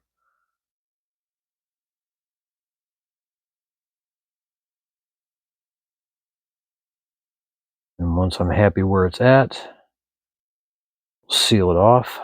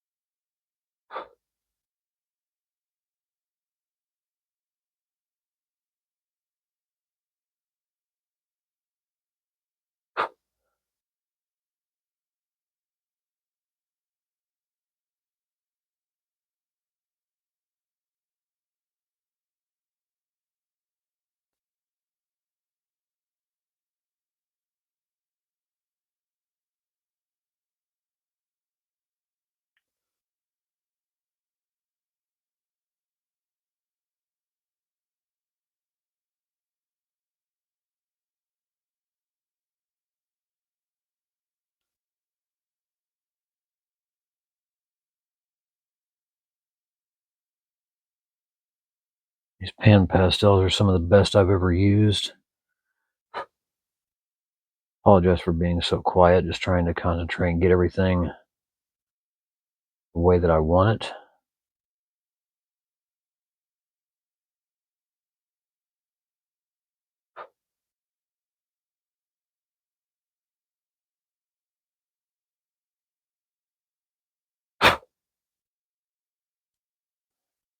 The outcome so far. It'll get darker as I go.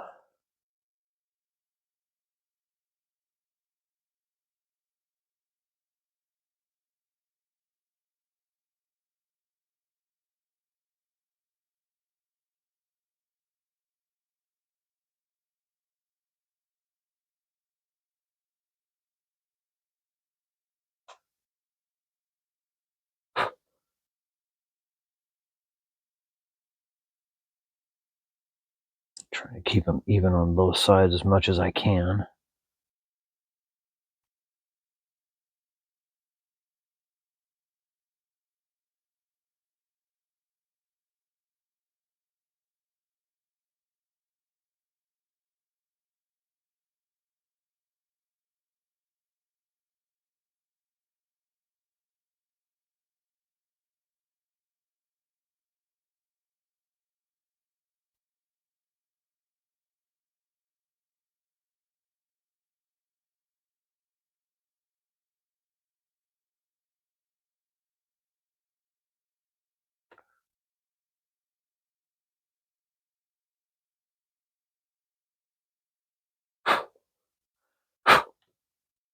Always remember to blow away any excess that you don't want on your kit.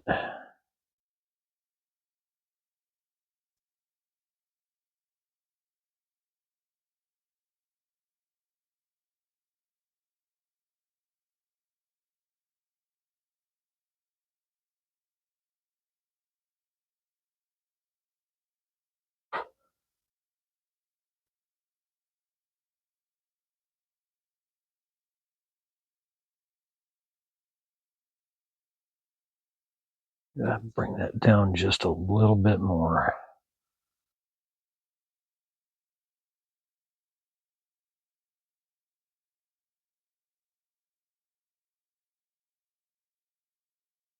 Yeah, that's better.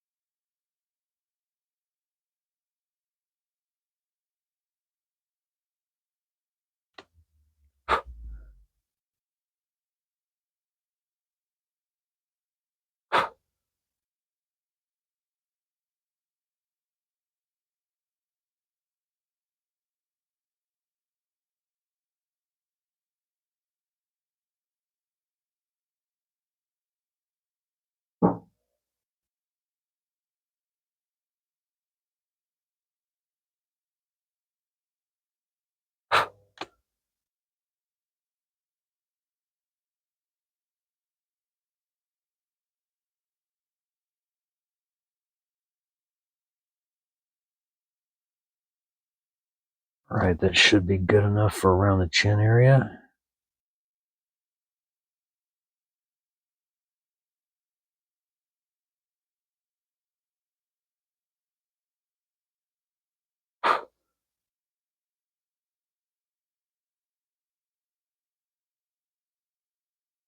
Look back and see how that looks.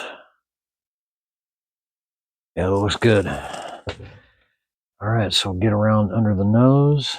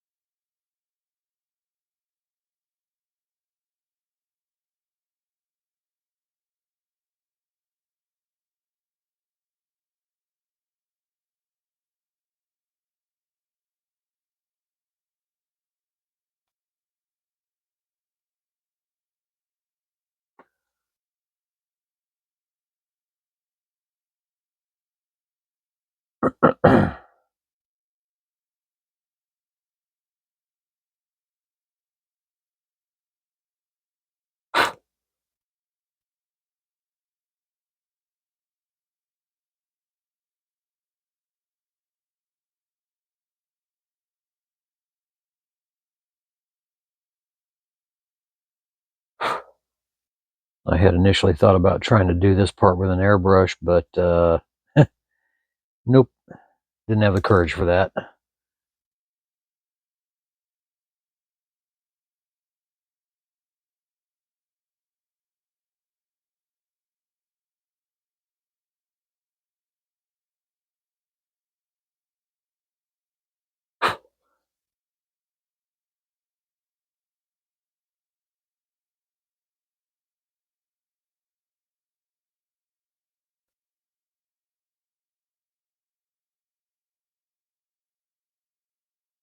No, it'll definitely look uneven because of the way the cigar is held in his mouth, but that's okay.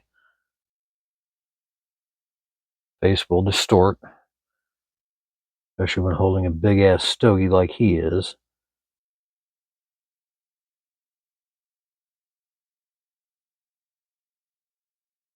I like the color tone that that's taking. It looks really good.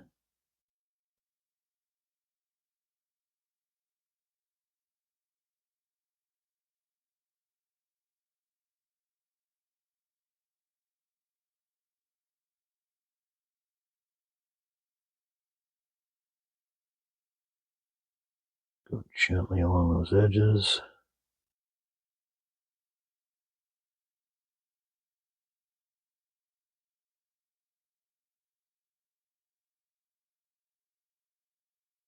Pull back from the light and see how that looks. Looks really good. I'm really happy with that.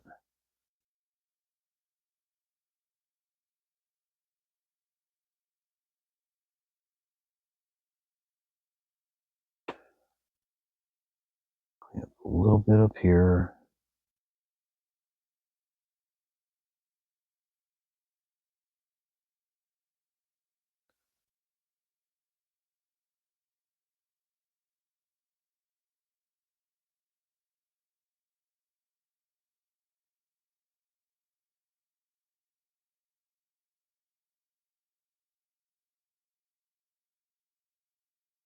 Excess under the nose I need to get rid of.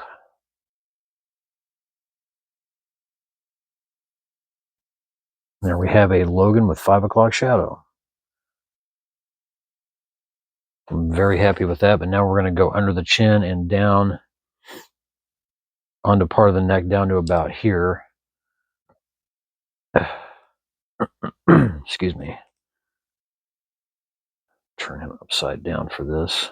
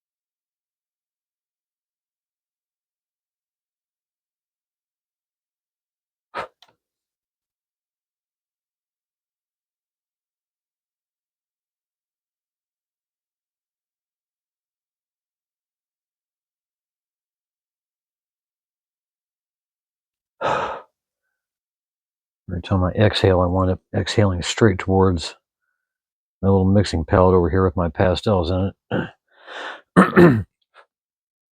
I don't really want to do that.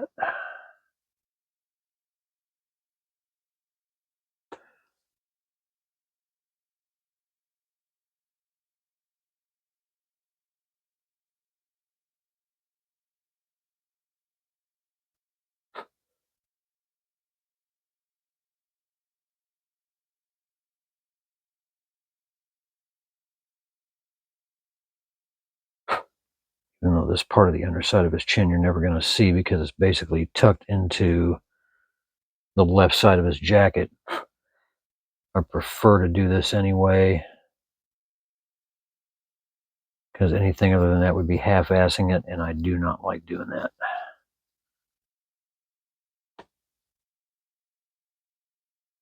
I'm going to do something like this. I'm going to just go all the way and get it over and done with.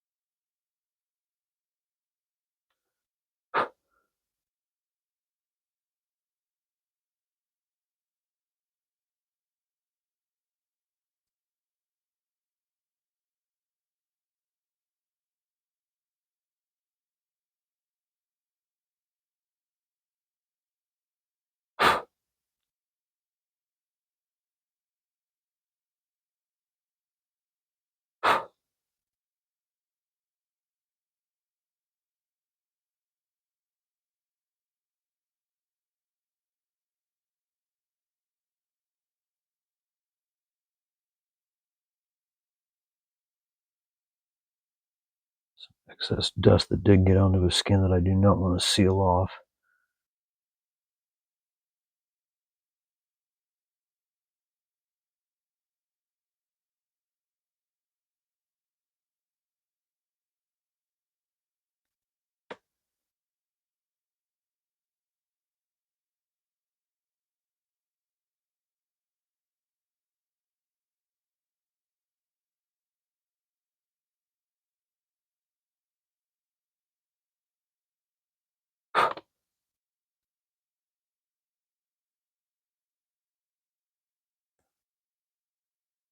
I'm very happy with how he looks now.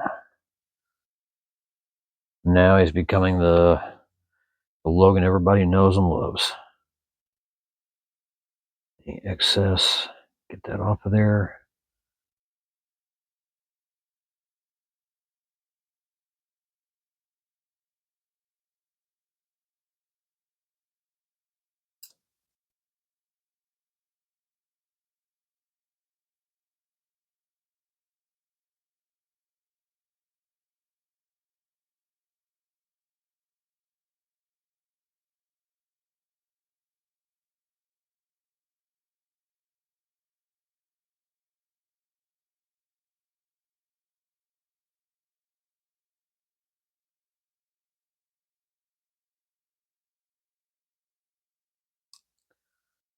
Try to even that out a little bit.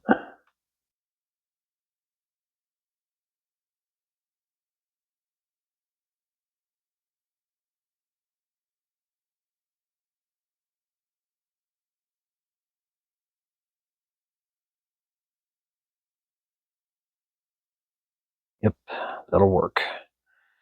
And now for the chest hair, which would be the exact same thing.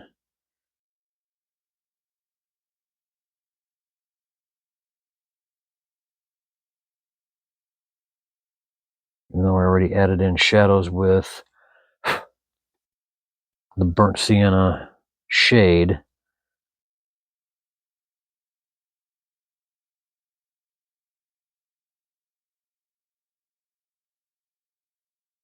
So definitely take on a different tint to the area where it's being applied.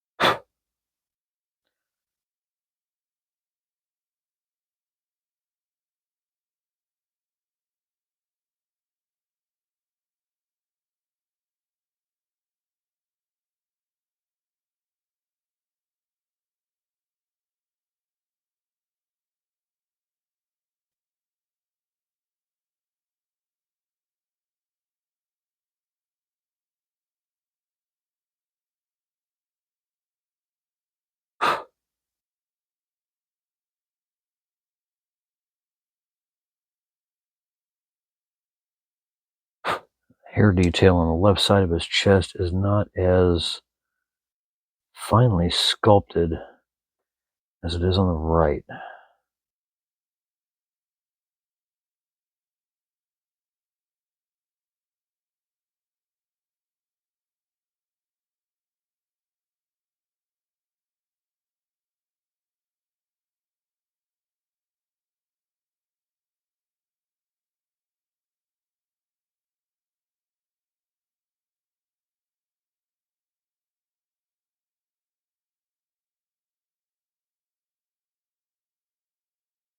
It's perfectly fine.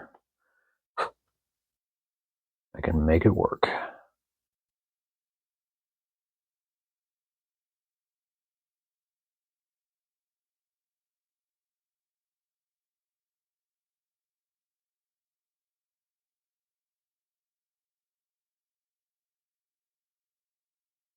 Starting to definitely look like Logan.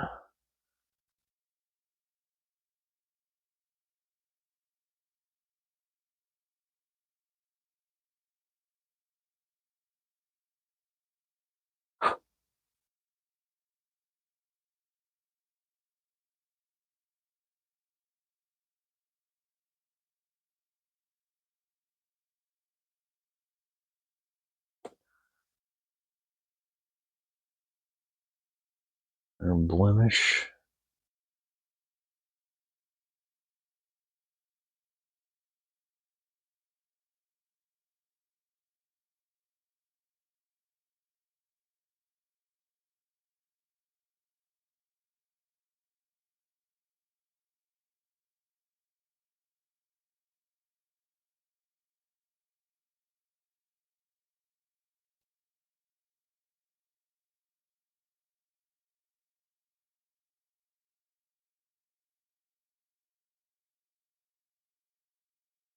There you have it. 5 o'clock shadow and chest hair for Logan. Now all I have to do is seal it off. And even though sealing it off will keep it protected, it may fade some of the areas that I've done. And if it does, I'll have to go back in and reapply it and seal it again, but that's not a problem. That's all part of the learning curve. Making sure that you get after the look that you want. It just takes time to get there.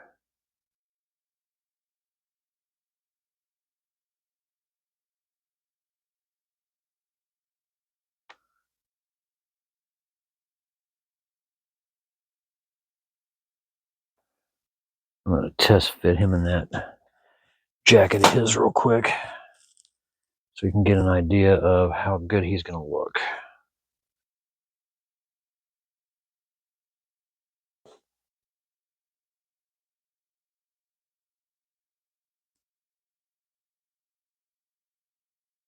Oh yeah, let me zoom this camera back out. We are definitely on the right track. Looks fantastic. Very happy with that. All right, I'm going to seal him off and let him dry. It's going to take about 20 or 30 minutes. And we'll come back and we will start painting eyes. The next fun part of this. We'll be right back. All right, flat coat is sealed and dried. And now we're ready to start working on his eyes. So I'm going to take you through this step by step. I'll show you as I finish each eye. I am wearing magnifiers to be able to see this a lot better. But I am going to go in and draw in each eye.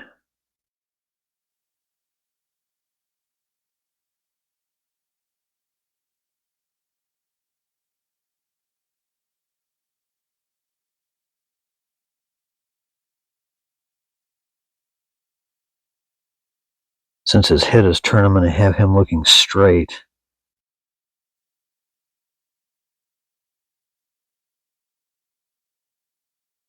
I'd actually thought about having his eyes kind of kicking to the left a little bit or a little bit to the right.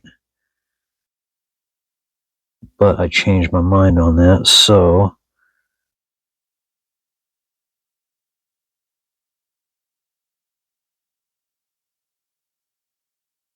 trying to line up where I want his eyes with the corners of his mouth. If you can see this, there's a little straight line in his right eye. Same thing I did with the left. And that's where I'm going to get my placement from, is drawing half circles on either side of that line.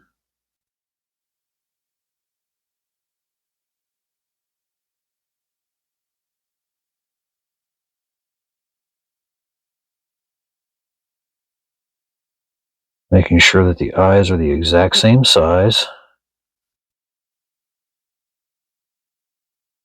I have to go back in and correct, and I can go back in and correct.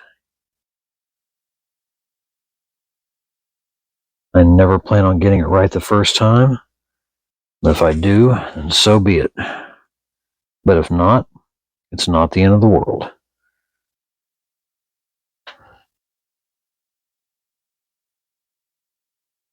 I want to make sure that the eyes are the same on both sides. When I actually start painting them in, they don't look crooked, they don't look off center.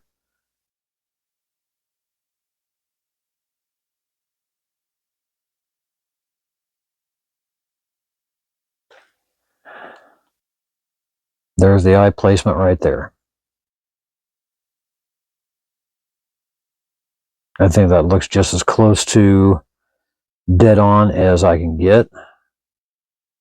Although his stare has him kind of angled down and forward, so he's kind of looking through the tops of his eyebrows. But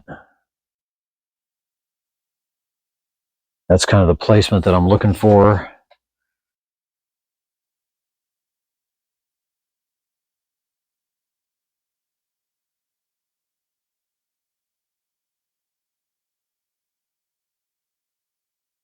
Actually, let me readjust that right eye a little bit. Kind of hard to erase this.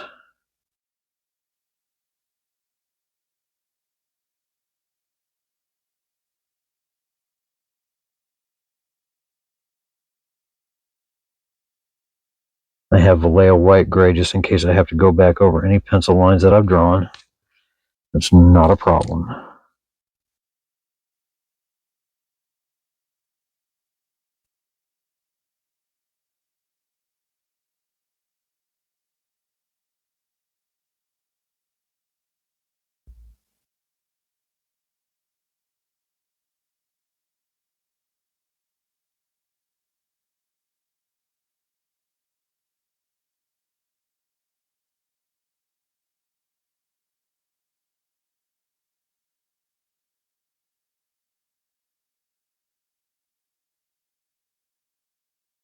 That is right about as dead on as I can get. I don't use decals or anything else to do the eyes of my kits. I always hand paint them.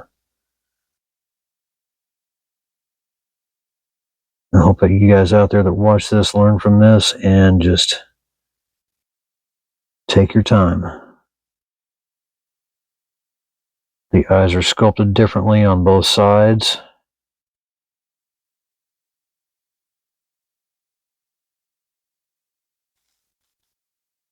If I'm not mistaken, it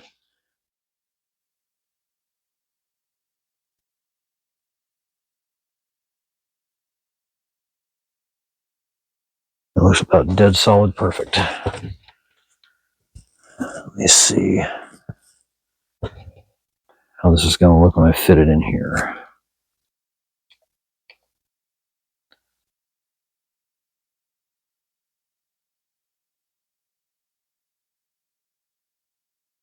Now the left eye is closed a little bit more than the right side is.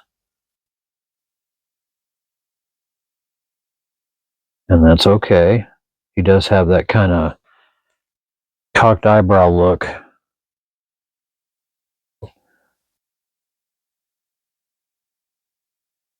Slightly, so That right eye is going to be a little bit more open than the left.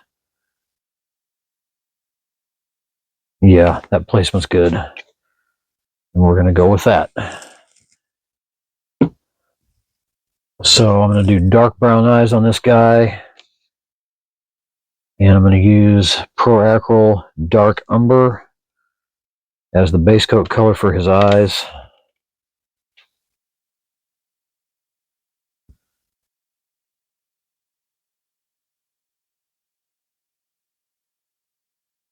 I have here on my wet palette. And then I'm going to use Reaper Master Series Harvest Brown for the inside parts of the eye. Oh, shoot. Damn it. I hate it when my elbow slips. There's always a pain in the butt.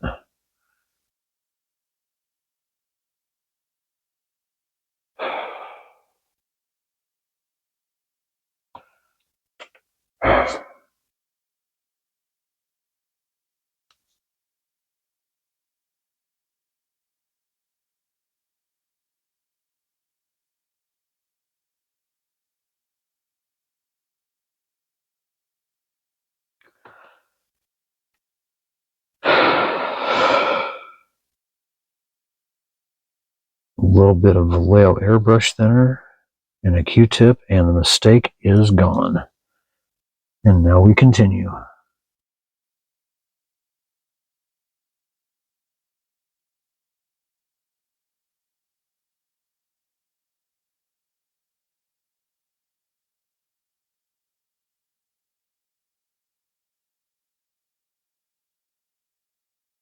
Just take your time.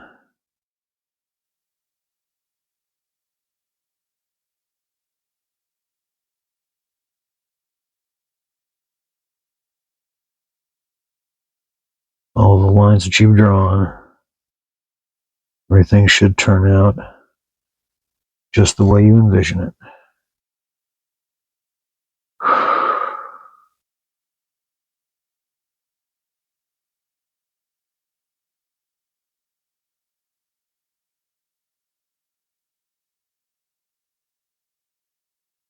I've been saying all throughout the process of painting this guy, trust the process and everything works out.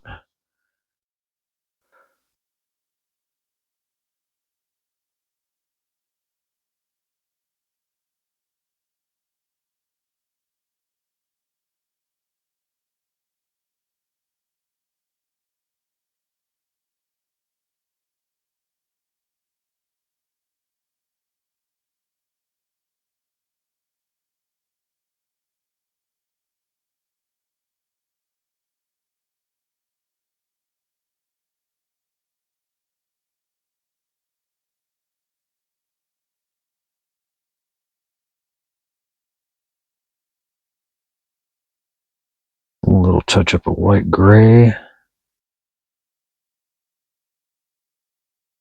right there.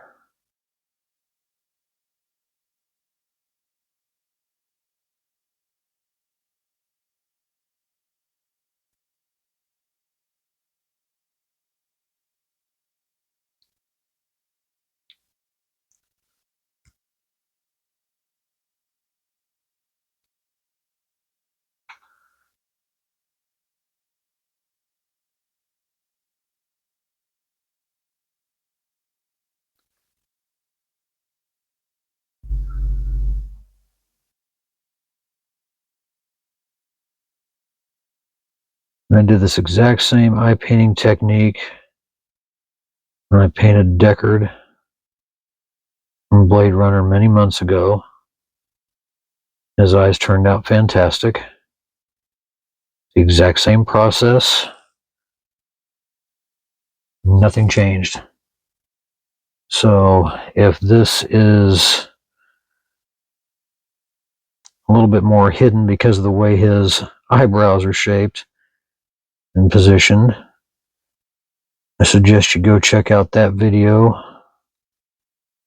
as I take you through it step by step, the exact same way.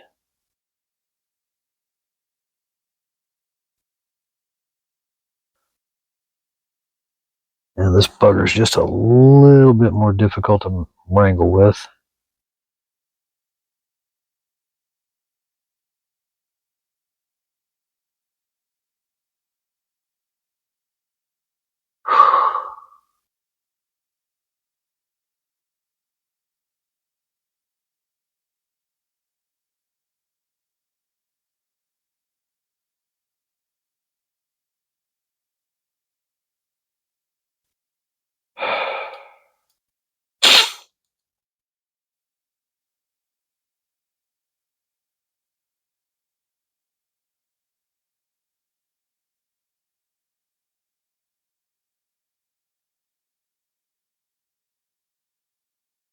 It's starting to get on my nerves now.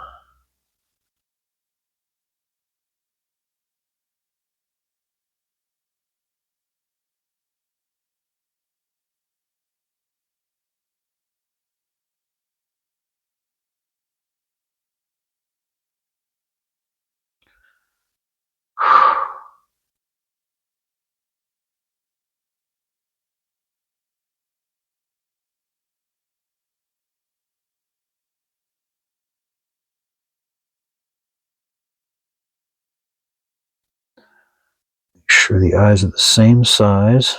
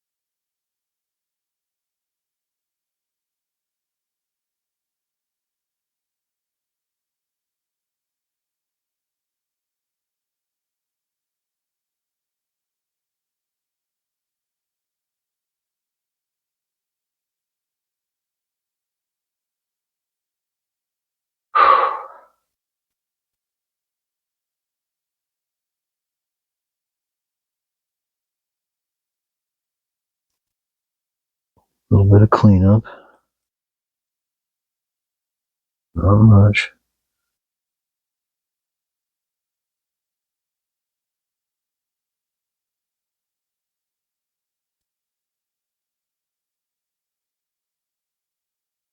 And there we have the beginning of Logan's eyes. Zoom this out a little bit. And that's where we begin. So now, very satisfied with the positioning, the size. Whew. A little bit humid out in this garage. A lot more than I would like.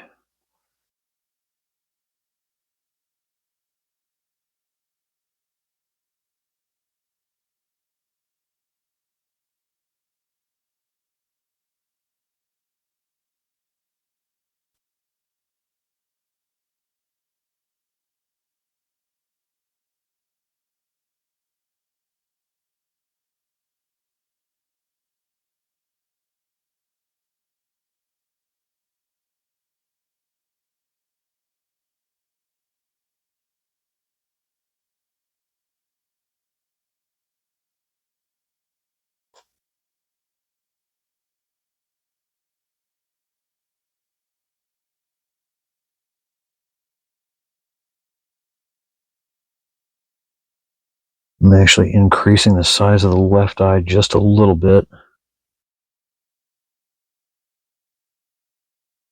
Not by very much.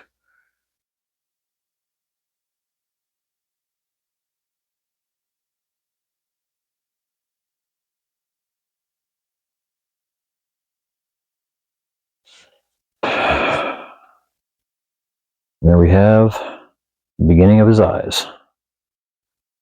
So now I'm going to clean my brush out and go in with the Harvest Brown. Excuse me.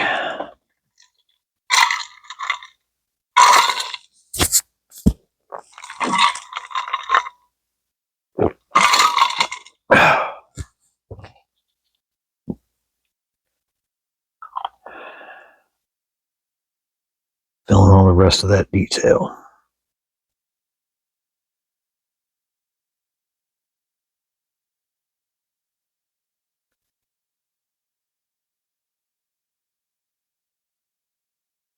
Actually, I got to readjust that left eye again. Except it's facing too far inwards. So,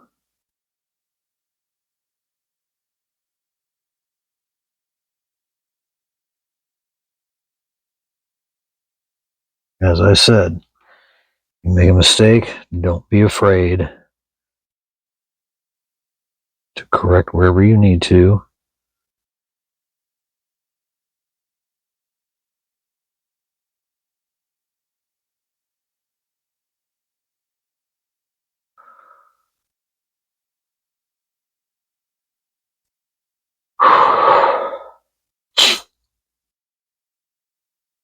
I apologize. Like I said, my sinuses are not going to cooperate with me tonight.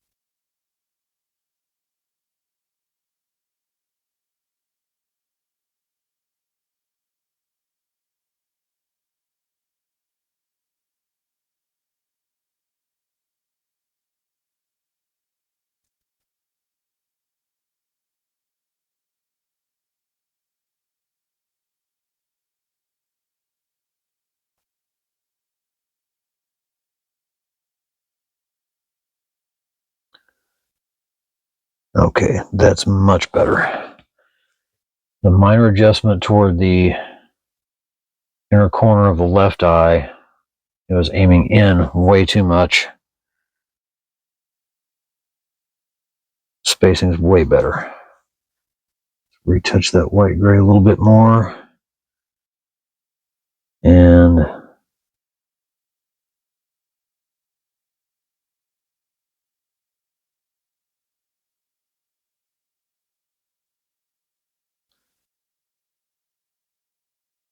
white paints and humidity do not work well together.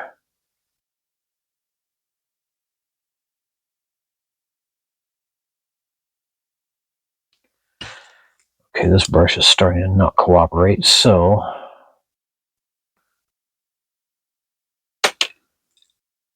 this one for one.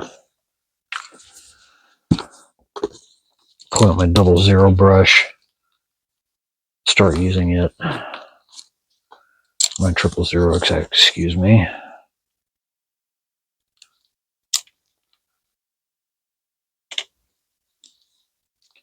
My Psycho brush is not wanting to, not wanting to cooperate. So, bust this guy out. My wolf hair set.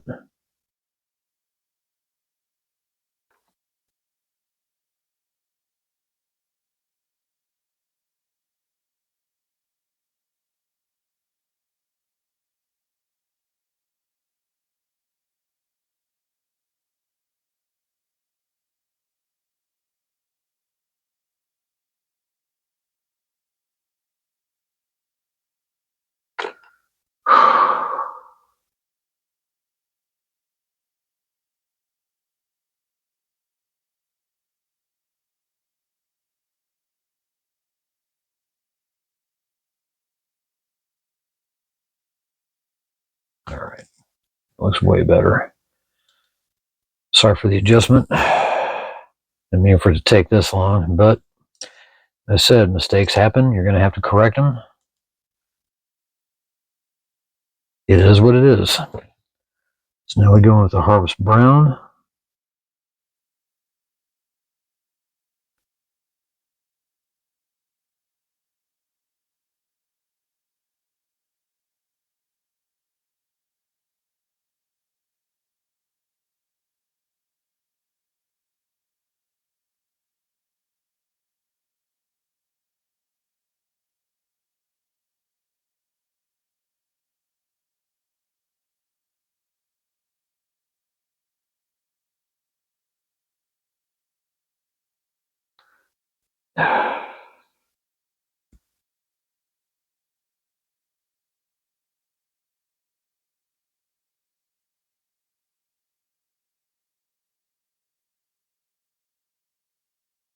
Or that eye is not completely colored all the way in.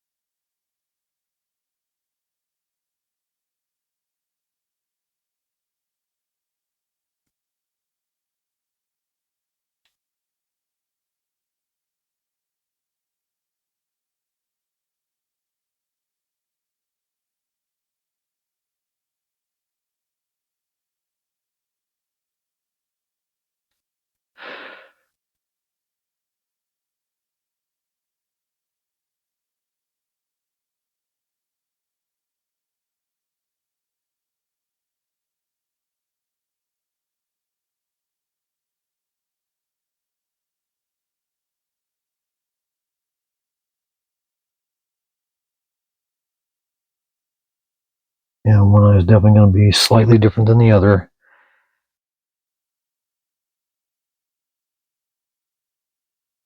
Size, anyway.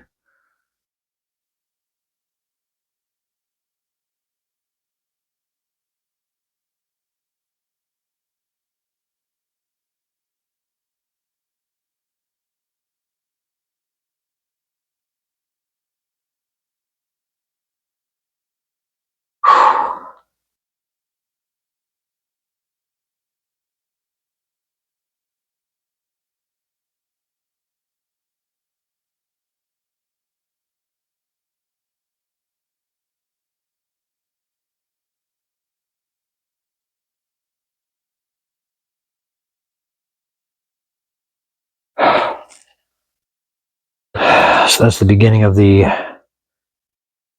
left eye with the new color. And we'll start in on the right. God, it is humid out here.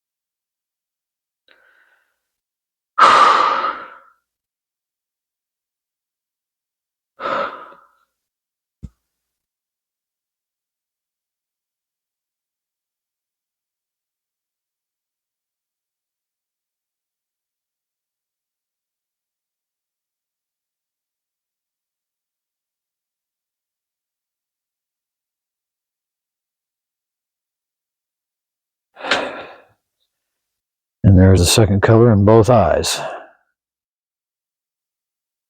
Kind of hard to see that, but they're a deep, almost medium tone brown.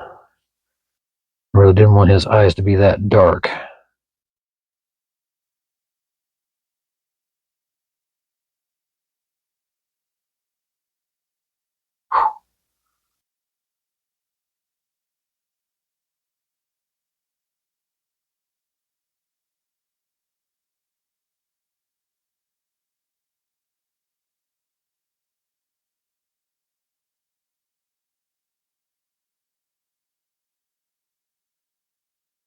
Like I said, take your time, be patient, and everything works out in the end.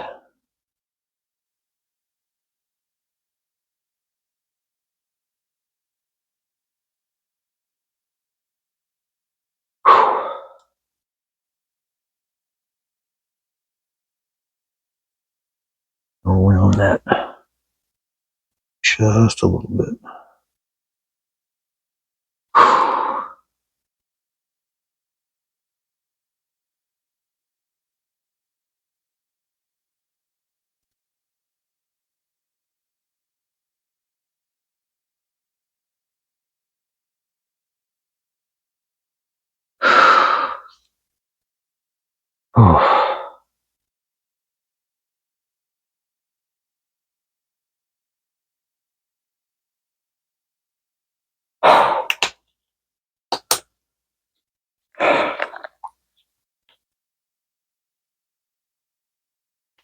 I hope wherever all my watchers are at, hope your weather's a lot less humid and great. Now I got brown paint to clean off of his hair.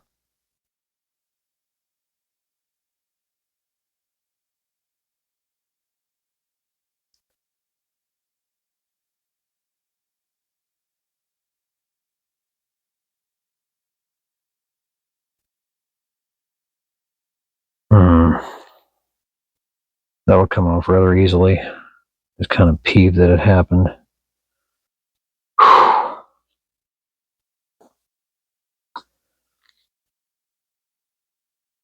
That's a lot better looking.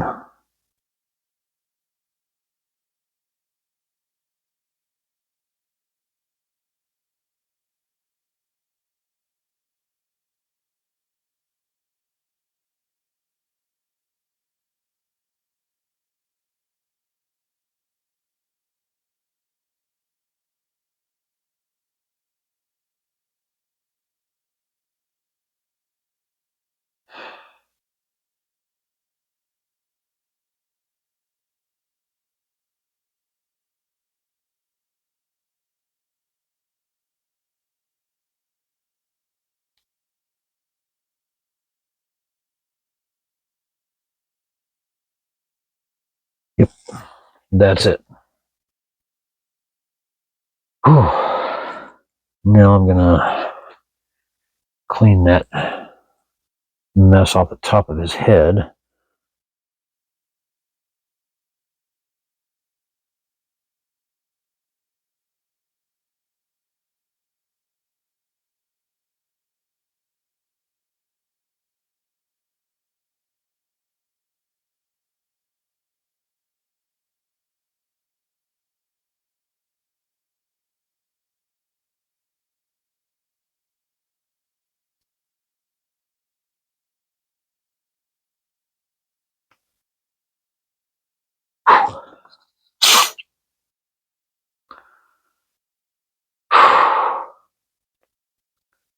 These eyes finished off, I might have to call it a night. This heat is really messing with my ability to breathe right now.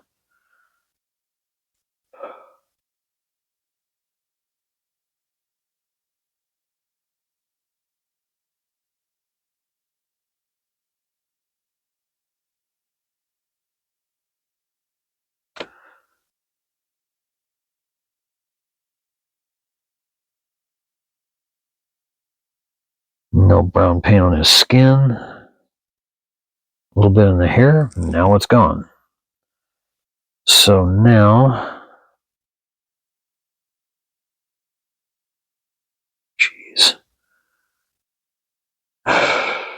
Figures.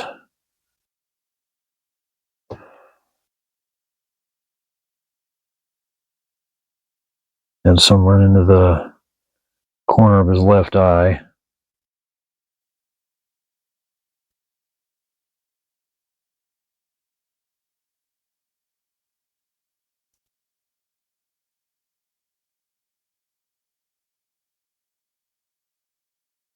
All right, seal those eyes off, come back, we'll do the black, and we'll do the little white highlight, and the eyes will be complete, and all we got left is to paint the cigar, and then he will be glued in off camera, and once that's done, we'll come back for one last look at him. So stick around, we'll be right back. All right, we're back, and this is the end. Off camera, I finished the black dot and the white specular highlight in his eyes, painted, finished, and glued in the cigar, and did a quick wash of satin over his bottom lip,